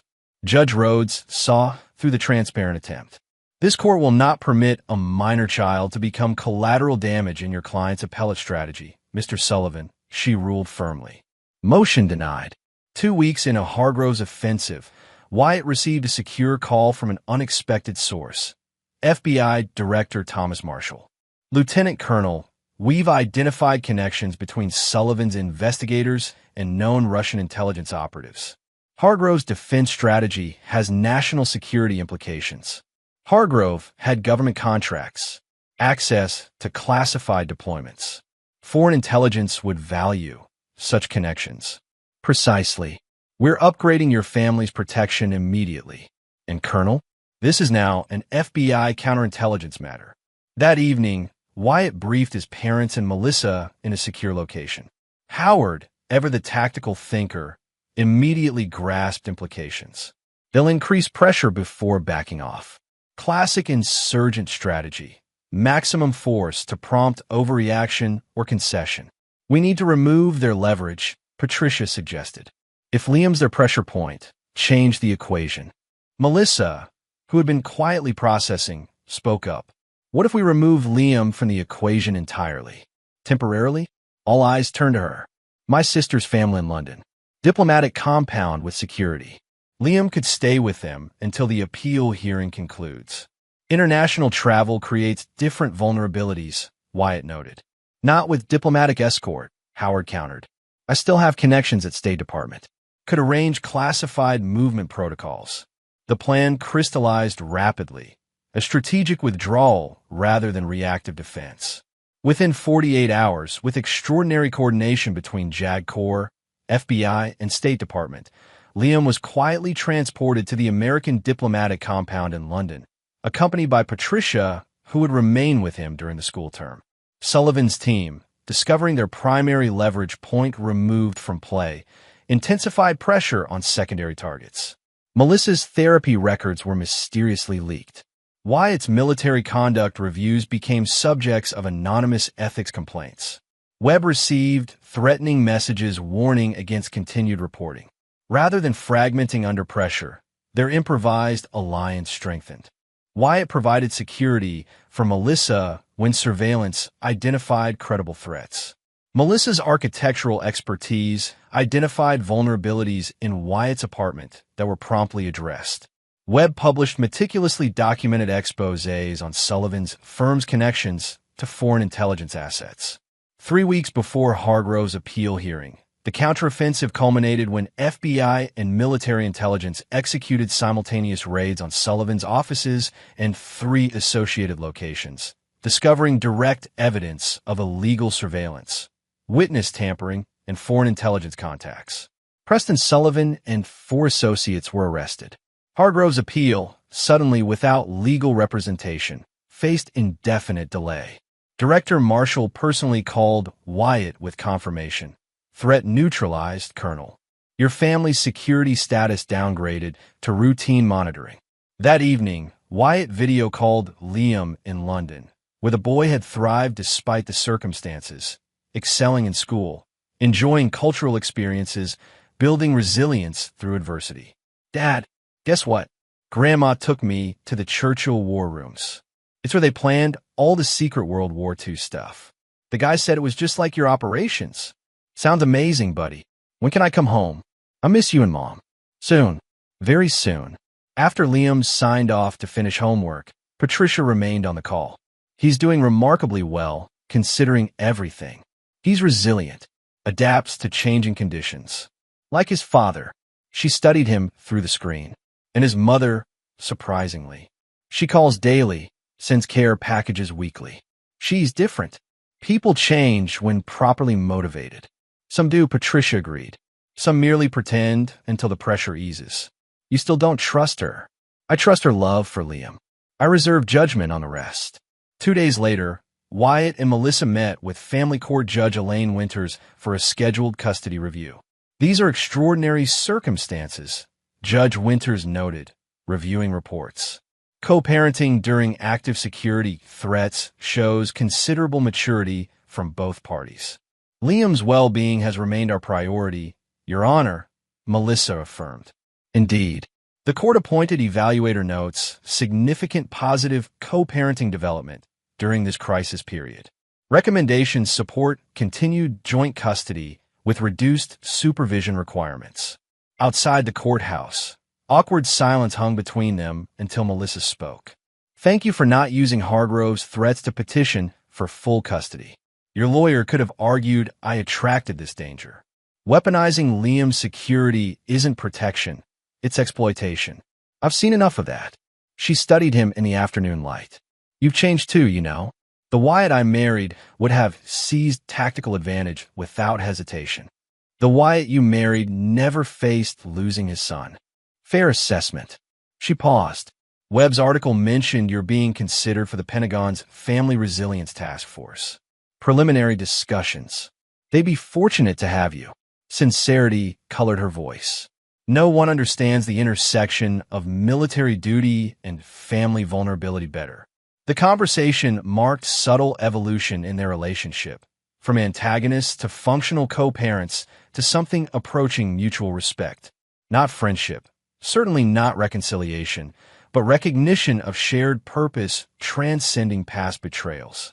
3 days later, Howard accompanied Liam and Patricia home from London.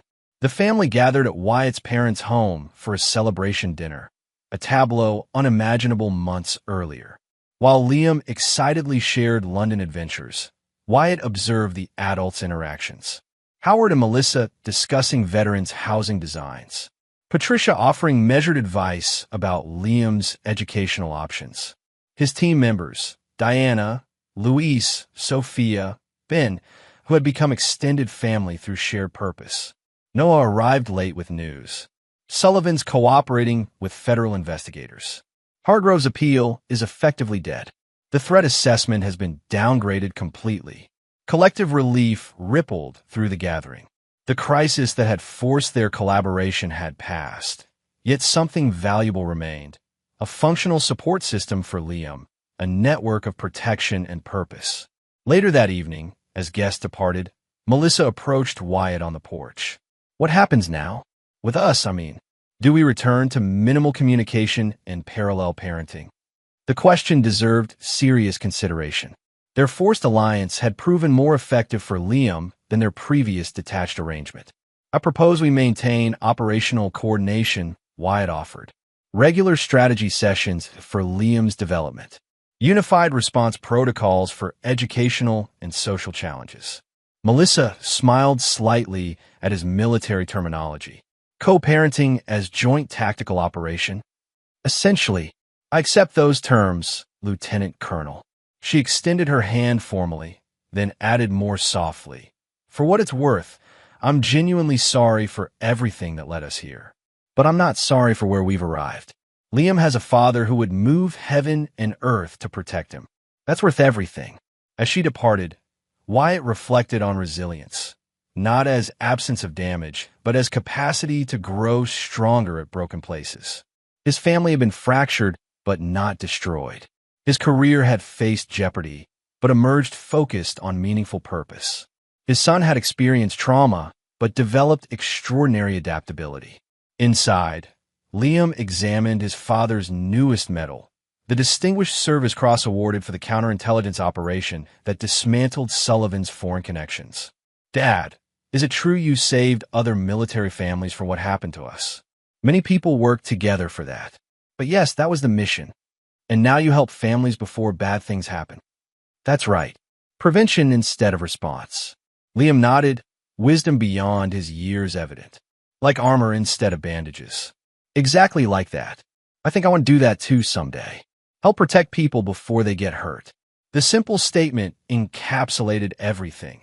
Resilience, transmuting damage into purpose, pain into protection, vulnerability into strength. That's the best mission of all, Wyatt affirmed, embracing his son. Building resilience for others. Later that night, reviewing security protocols out of ingrained habit, Wyatt paused at a text from Charlotte Webb. Family Resilience Task Force announcement tomorrow. Sources confirm you'll be named director. Congressional support unanimous. Congratulations, Colonel. Justice and mercy in perfect balance. He smiled slightly at the phrase. Justice and mercy. The equation he'd struggled to balance throughout the ordeal. The tactical brilliance of Operation Homefront had delivered justice. The harder work of reconstruction had taught mercy. Together, they had forged resilience for his family, for military families nationwide, for himself. As the house quieted, Wyatt found Howard on the back porch, contemplating stars. You did good, son, the old warrior offered simply. Different battlefield than mine, but you held the line. We held it together, Wyatt corrected. All of us. Howard nodded, understanding perfectly. That's how lasting victories are won. Not by lone heroes, but by resilient units. The wisdom resonated as Wyatt checked on Liam one final time, finding his son peaceful in sleep, secure, protected, resilient. Not unscathed by life's battles, but stronger for having survived them. Not defined by his parents' failures, but empowered by their determination to rise above them. In that moment, watching his son breathe evenly, Wyatt recognized the most important victory. Not against Hargrove or Palmer or external threats, but against the bitterness that could have poisoned them all. Resilience had won, and would continue winning, day by day, choice by choice, battle by battle. Chapter 9, Resolution. 18 months after Operation Homefront concluded, Lieutenant Colonel Wyatt Delaney stood at the lectern in the Pentagon's Memorial Auditorium, addressing the inaugural conference of the Military Family Resilience Initiative. The greatest vulnerability in our defense infrastructure isn't technological or tactical, he began, surveying the audience of military personnel, family advocates, legal experts, and policymakers. It's the exploitation of those who maintain our home front while service members deploy. When we fail to protect military families, we compromise national security itself. Among the attendees, Wyatt noted familiar faces, his team members, now heading specialized units within the initiative. Noah, representing law enforcement coordination, and unexpectedly, Melissa, seated beside Charlotte Webb in the media section. The Hargrove conspiracy targeted over 200 military families across a decade, he continued. But its methods exploited vulnerabilities that remain within our systems today. This initiative addresses those systematically, through legal reforms, support services, and intelligence protocols that protect the protectors. After his presentation, during the networking reception, Wyatt navigated congratulations and policy discussions with practiced ease. His work had gained significant traction.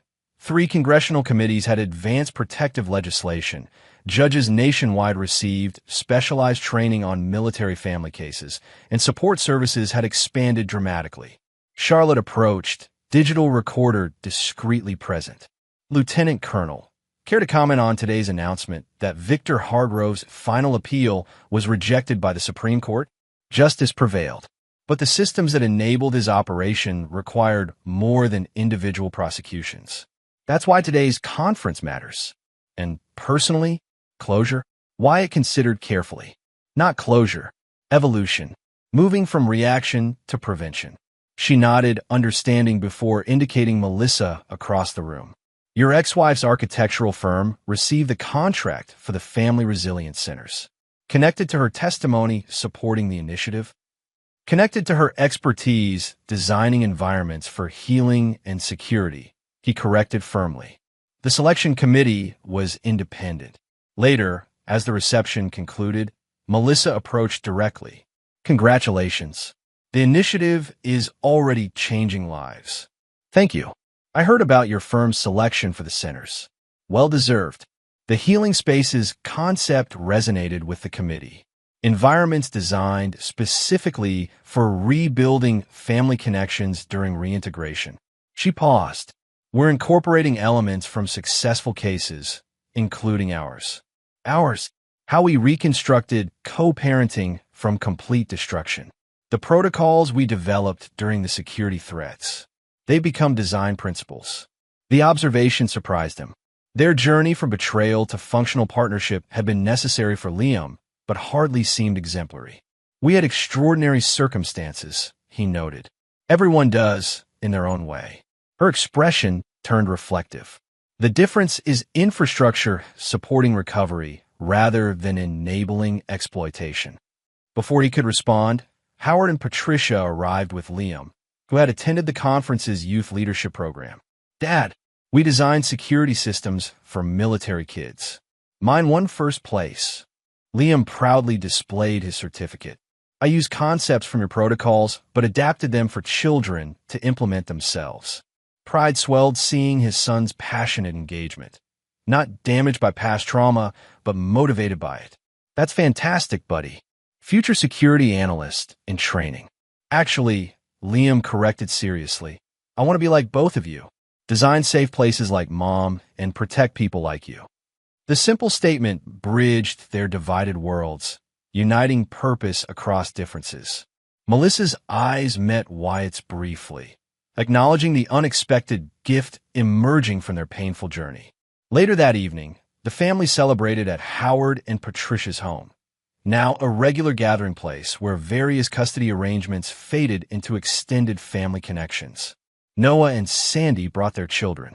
Team members stopped by with updates and congratulations.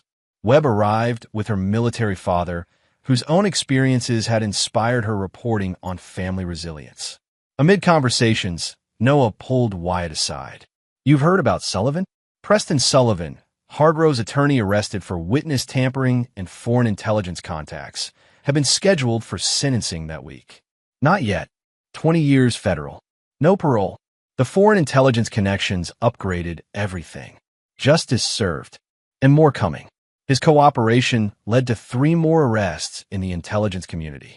The network was deeper than anyone realized.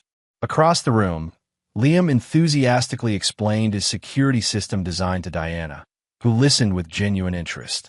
Melissa contributed architectural perspectives while Howard offered tactical refinements. Their collaborative engagement, professional skills united for Liam's development, epitomized the evolution from fractured family to functional support network. Patricia joined Wyatt, following his gaze. Not what you expected 2 years ago. Not remotely. When you discovered her betrayal, did you ever imagine this outcome? Truthfully, no. His tactical mind had envisioned victory through destruction, exposing conspiracy, ensuring justice, protecting his son through decisive legal victory. The messy, imperfect rebuilding of relationships hadn't featured in strategic planning. I was focused on winning, he admitted, not on what came after. Most warriors are. Patricia's wisdom carried lifetime perspective. The real test isn't winning the battle, but rebuilding afterward. The following morning, Wyatt met with General Thornton regarding the initiative's next phase. Congressional funding secured for 5 years, Thornton confirmed. Your team structure approved. Interagency coordination protocols established. And the international component, NATO Military Family Coordination Office approved. You'll lead implementation. Congratulations, Colonel. The promotion, his second since Operation Homefront, reflected not just career advancement, but mission expansion. What began as personal counterattack had evolved into national policy, now extending to international alliance. Thank you, General. Not just professional recognition, Thornton noted, studying him. Acknowledgement that personal experience uniquely qualifies you. You've lived the vulnerability and the recovery. That perspective matters. That afternoon, during custody transition, Wyatt and Melissa met at Liam's school to attend his academic awards ceremony together. Their co-parenting had evolved into smooth coordination, shared calendars, consistent expectations, mutual support rather than competition. Dad, Mom, I got Distinguished Achievement in Science and Citizenship Award. Liam raced toward them afterward, certificates clutched proudly. That's amazing. Melissa embraced him warmly. We're incredibly proud, Wyatt affirmed, noting how Liam's smile encompassed both parents equally, secure in their unified support despite separate households. Walking to their respective cars afterward, Melissa mentioned casually, Howard suggested a family dinner Sunday. Apparently, he wants to discuss Liam's summer plans. Are you free? I'll be there. She hesitated slightly. Your parents have been extraordinarily generous, considering everything. They prioritize Liam's well-being above past grievances. It's more than that. Her expression turned reflective. They've modeled forgiveness neither of us initially managed. Howard especially, from categorical rejection to genuine collaboration on veterans' housing. The observation carried truth. Howard, who had once labeled Melissa enemy combatant, now worked alongside her professionally, their shared commitment to veterans' needs transcending personal history. Military training, Wyatt suggested, adapt to changing battlefield conditions. Or perhaps, she offered quietly, recognizing that people can genuinely change. That redemption is possible. The comment lingered as they parted. Not reconciliation, but acknowledgement of growth beyond initial destruction. Sunday dinner at the Delaney home had become regular tradition, extended family gathering that maintained connections across separate households. Howard presided at the head of the table with Patricia, while Liam excitedly shared school achievements. Team members often joined, creating community rather than divided loyalties. About summer plans, Howard announced as dinner concluded. The Veterans Retreat Center in Colorado is hosting a family program. 3 weeks in the mountains, outdoor activities for Liam, professional development opportunities for both of you. The invitation presented logical challenges. 3 weeks of proximity when their carefully constructed co-parenting relied on scheduled separation. The architecture firm handling the facility renovation requested your involvement, Howard explained to Melissa. And the center's security protocols need updating, he added to Wyatt. Separate professional responsibilities, shared location, Patricia clarified, reading their hesitation. Liam would benefit from consecutive time with both parents rather than transitions. Liam's enthusiasm clinched consideration. Please? Grandpa says there's fishing and hiking, and I can learn survival skills. After Liam retired to video games with visiting cousins, the adults discussed logistics more frankly. Separate accommodations, Melissa specified immediately. Professional boundaries. Completely, Wyatt agreed. This is about Liam's experience, not relationship reconfiguration. Howard's expression suggested hidden amusement at their careful clarifications. The Colorado program proved transformative, though not as anyone anticipated. Professional responsibilities occupied separate domains. Melissa redesigning community spaces while Wyatt updated security systems. Parenting responsibilities remained carefully coordinated through digital calendars and handoff protocols. Yet mountain environments fostered unexpected perspective. During a family hike to Alpine Lake, when Liam raced ahead with other program children, Melissa and Wyatt found themselves alone on a scenic overlook.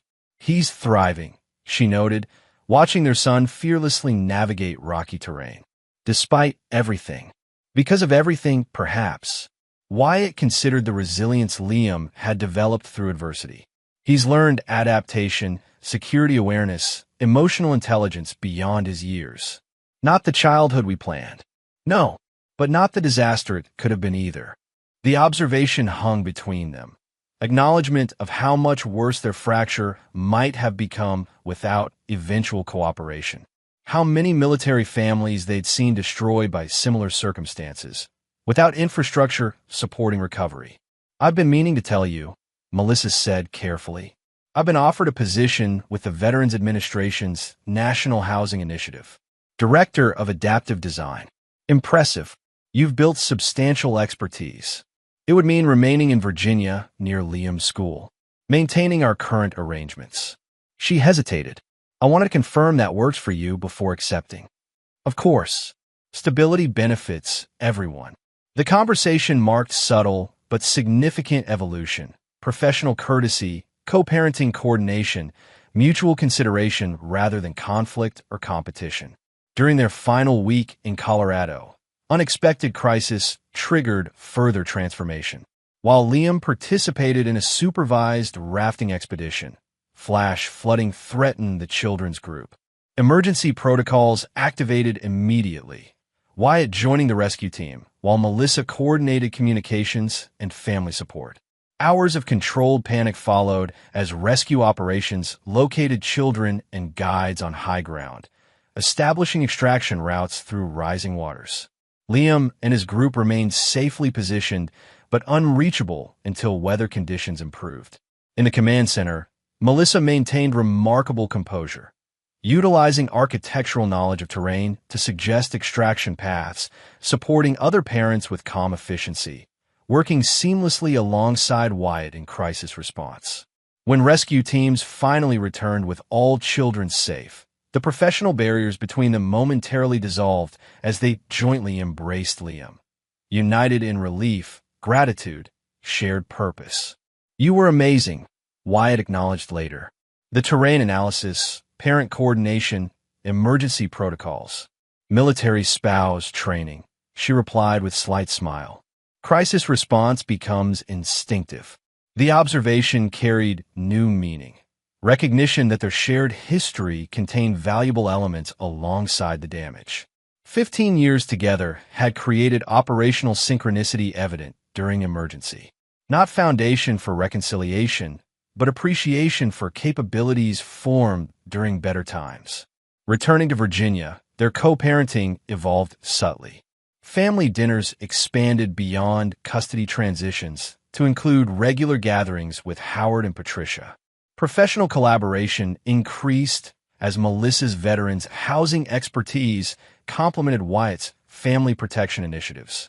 Gradually, the artificial separation gave way to functional integration, distinct households, but coordinated family ecosystem. 6 months later, at Liam's middle school graduation, teachers commented on his exceptional adjustment and achievement despite challenging family circumstances. Actually, Liam corrected proudly, I have the best family. Most kids with divorced parents have 2 separate houses. I have a whole team. The statement perfectly encapsulated their evolution, from nuclear family to expanded support network. Howard and Patricia providing wisdom and stability. Team members offering diverse skills and perspectives. Webb documenting policy impacts while becoming friend rather than adversary. Noah and Sandy providing extended family connections. At the celebration dinner afterward, Wyatt found moment alone with Melissa on the restaurant terrace. Remember that text on your iPad? The one that started everything? He asked, surprising himself with the reference to long-buried pain. She stilled, clearly remembering. I think about it sometimes. How one message destroyed everything we built. Not destroyed. Wyatt corrected, surprising himself. Transformed. If Palmer hadn't sent that text, if I hadn't seen it, the conspiracy would have continued. Hundreds more military families would have been exploited. Liam might have grown up in a household built on deception rather than difficult truth. You're finding silver linings in betrayal? Her voice held no bitterness, only genuine curiosity. Not silver linings. Tactical reassessment. He gazed toward their son, animatedly describing his future plans to Howard. The battlefield changed. We adapted. Liam's thriving. Military families are better protected. The mission succeeded, just not as originally conceived. Military to the end, she noted with a small smile, reframing personal devastation as successful mission parameters. It's how I process. I know. Her expression turned serious. For what it's worth, I'm not glad for the pain I caused, but grateful for where we've arrived. Liam has something many children of divorce never get. Parents who learn to be better separately than they were together. The observation carried unexpected truth. Their marriage had collapsed under deployment strains, ambition, and external manipulation. Yet their co-parenting had been forged through crisis, strengthened through challenge, evolved into something more functional than their final years together had been. We make a good team, Wyatt acknowledged. Just not the team we originally planned. From across the room, Liam caught their private conversation and approached, adolescent concern evident. Everything okay? Everything's good, buddy, Wyatt assured him. Really good, Melissa confirmed. Just talking about how proud we are of you. Liam studied them with perceptive eyes that had witnessed both destruction and reconstruction. You guys don't fight anymore. Not even the silent way you used to before the divorce. The simple observation carried profound insight, recognizing that their marriage had deteriorated long before its official dissolution, that their current relationship actually represented improvement. We learned better ways to work together, Wyatt explained. Because of the bad guys? Liam asked with childhood directness. Melissa and Wyatt exchanged glances. Their son's framing wasn't entirely wrong. External threats had forced cooperation where emotional wounds might have prevented it. Partly, Melissa acknowledged. Sometimes it takes a serious challenge to show people what really matters. Like when the rafting trip flooded, Liam nodded sagely. Everyone forgot about being mad at each other because staying safe was more important. Exactly like that, Wyatt confirmed, impressed by his son's insight. 2 months later, Wyatt stood before a Joint Chiefs briefing, presenting the Military Family Protection Act's first-year impact assessment. Implementation across all service branches has yielded measurable results, he reported.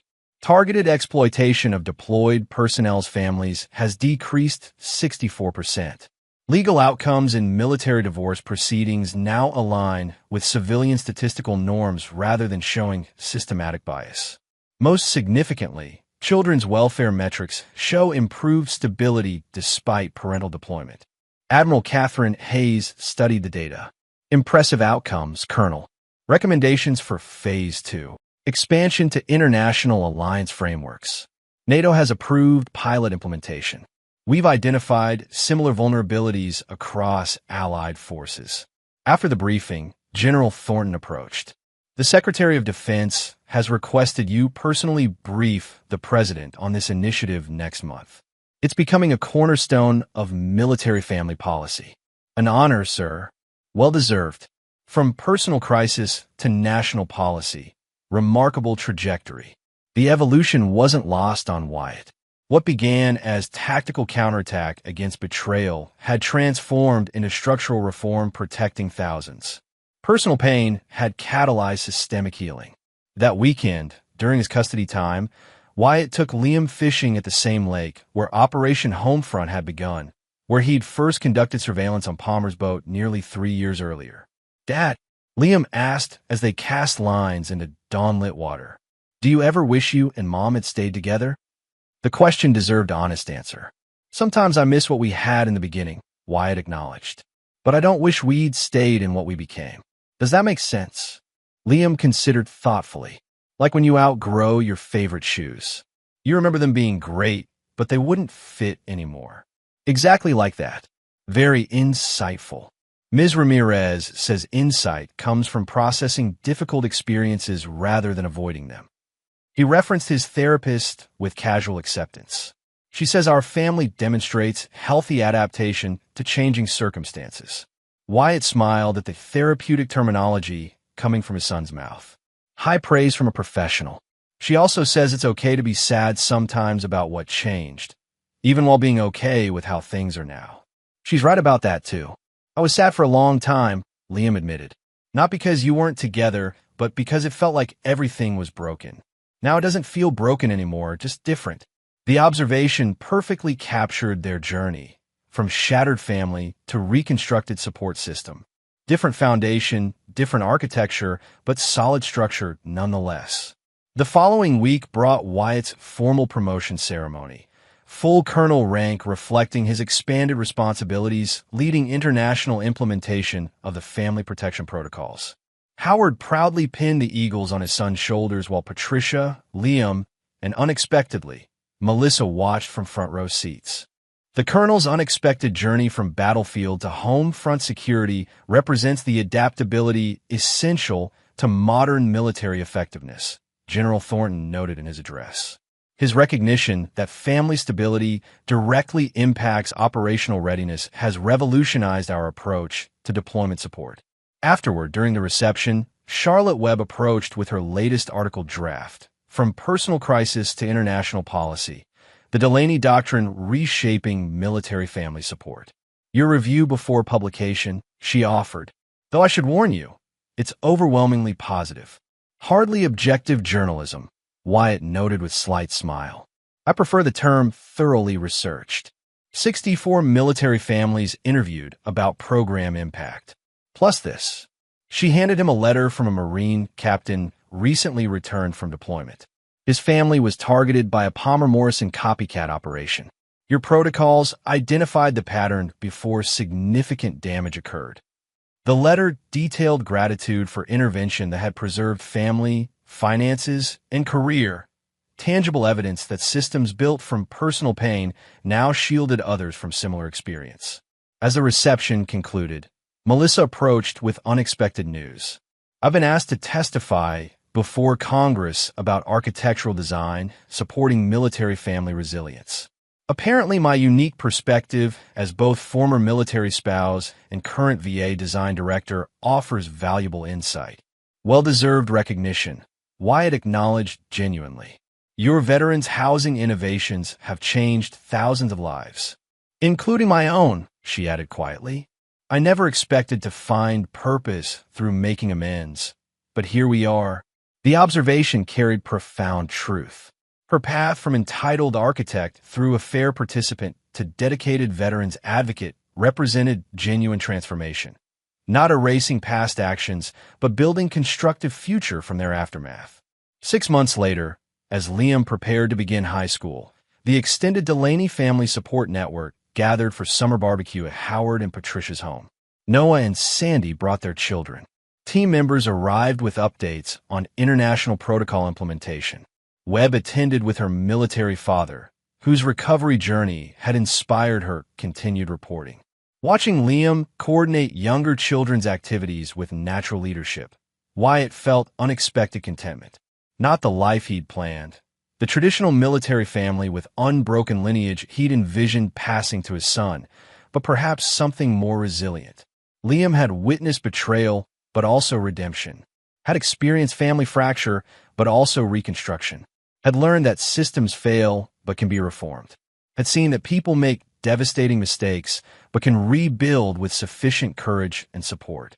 He's going to be extraordinary, Patricia noted, joining Wyatt's observation. Not despite what happened, but because of how everyone responded to it. The Delaney resilience, Howard added proudly. 4 generations and counting. Across the yard, Melissa worked alongside Diana preparing food, their former adversarial positions transformed into functional collaboration. The team that had once assembled for battlefield operations now gathered for family celebration. Mission evolved, but core values intact. As evening approached, Liam gathered everyone for announcement. I got accepted to the Naval Academy's Summer Leadership Program, he revealed excitedly. First step toward application next year. Mixed emotions crossed Wyatt's face. Pride in his son's achievement, concern about military path given their family history. You're worried, Melissa noted privately as congratulations flowed around them. 4th-generation service carries expectations, Wyatt acknowledged. I want him to choose freely, not from obligation. He is choosing freely, she countered, but with full awareness of both rewards and costs. He's seen everything: deployment strains, family challenges, institutional failures, and how dedicated people can reform broken systems. The perspective carried wisdom. Liam wasn't entering service with naive idealism, but clear-eyed understanding. Having witnessed both military dedication and institutional vulnerability, both family breakdown and reconstructed support. Later that evening, as celebration continued, Wyatt stepped away briefly to take call from General Thornton. Presidential briefing confirmed for Thursday, Colonel. Expanded funding approved for international implementation. Congratulations. Thank you, sir. The team deserves full credit. The president specifically requested your personal experience narrative. How this evolved from family crisis to international policy. Your journey matters to the implementation. After the call, Wyatt rejoined family gathering, where Howard had begun traditional storytelling, tales of Delaney men serving across generations, from World War II to modern conflicts. And now, Howard concluded, nodding toward Wyatt the newest chapter. Not battlefield heroics, but home front protection. Perhaps the most important mission yet. As nights settled over their expanded family circle, Wyatt reflected on resolution. Not perfect restoration of what was lost, but creation of something different yet valuable from its remains. Not victory through destruction, but triumph through reconstruction. The conspiracy that targeted military families had been neutralized. The vulnerabilities it exploited were being systematically addressed. The personal damage inflicted had catalyzed healing systems benefiting thousands. Most importantly, watching Liam surrounded by supportive adults who had navigated crisis with integrity, Wyatt recognized the most significant victory. His son was growing into someone who understood that resilience wasn't absence of damage, but capacity to rebuild afterward. Who had witnessed adults transforming betrayal into betterment, crisis into construction, reaction into reform. Dad, Liam approached as gathering began dispersing. Thanks for everything. Not just the naval program recommendation, for showing me how to handle really hard stuff without losing yourself. The simple statement encapsulated resolution more perfectly than any strategic assessment could articulate.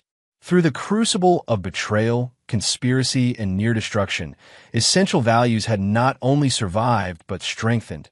Integrity, duty, resilience, and most importantly, capacity to balance justice with mercy. Not the ending Wyatt had envisioned when discovering that fateful text years earlier. Not the destruction he had initially contemplated in raw pain of betrayal. Something more complex, more nuanced, more ultimately constructive had emerged from tactical response to strategic reconstruction. As stars appeared above the Virginia evening, Wyatt recognized that the mission, while transformed beyond original conception, had ultimately succeeded. Family protected, future secured, purpose affirmed, resolution achieved. And there you have it. Another story comes to an end. What did you think? I'd love to hear your thoughts in the comments below. If you enjoy this story, consider joining our community by subscribing. It means the world to us. For more stories like this one, check out the recommended videos on screen. And I'll see you there.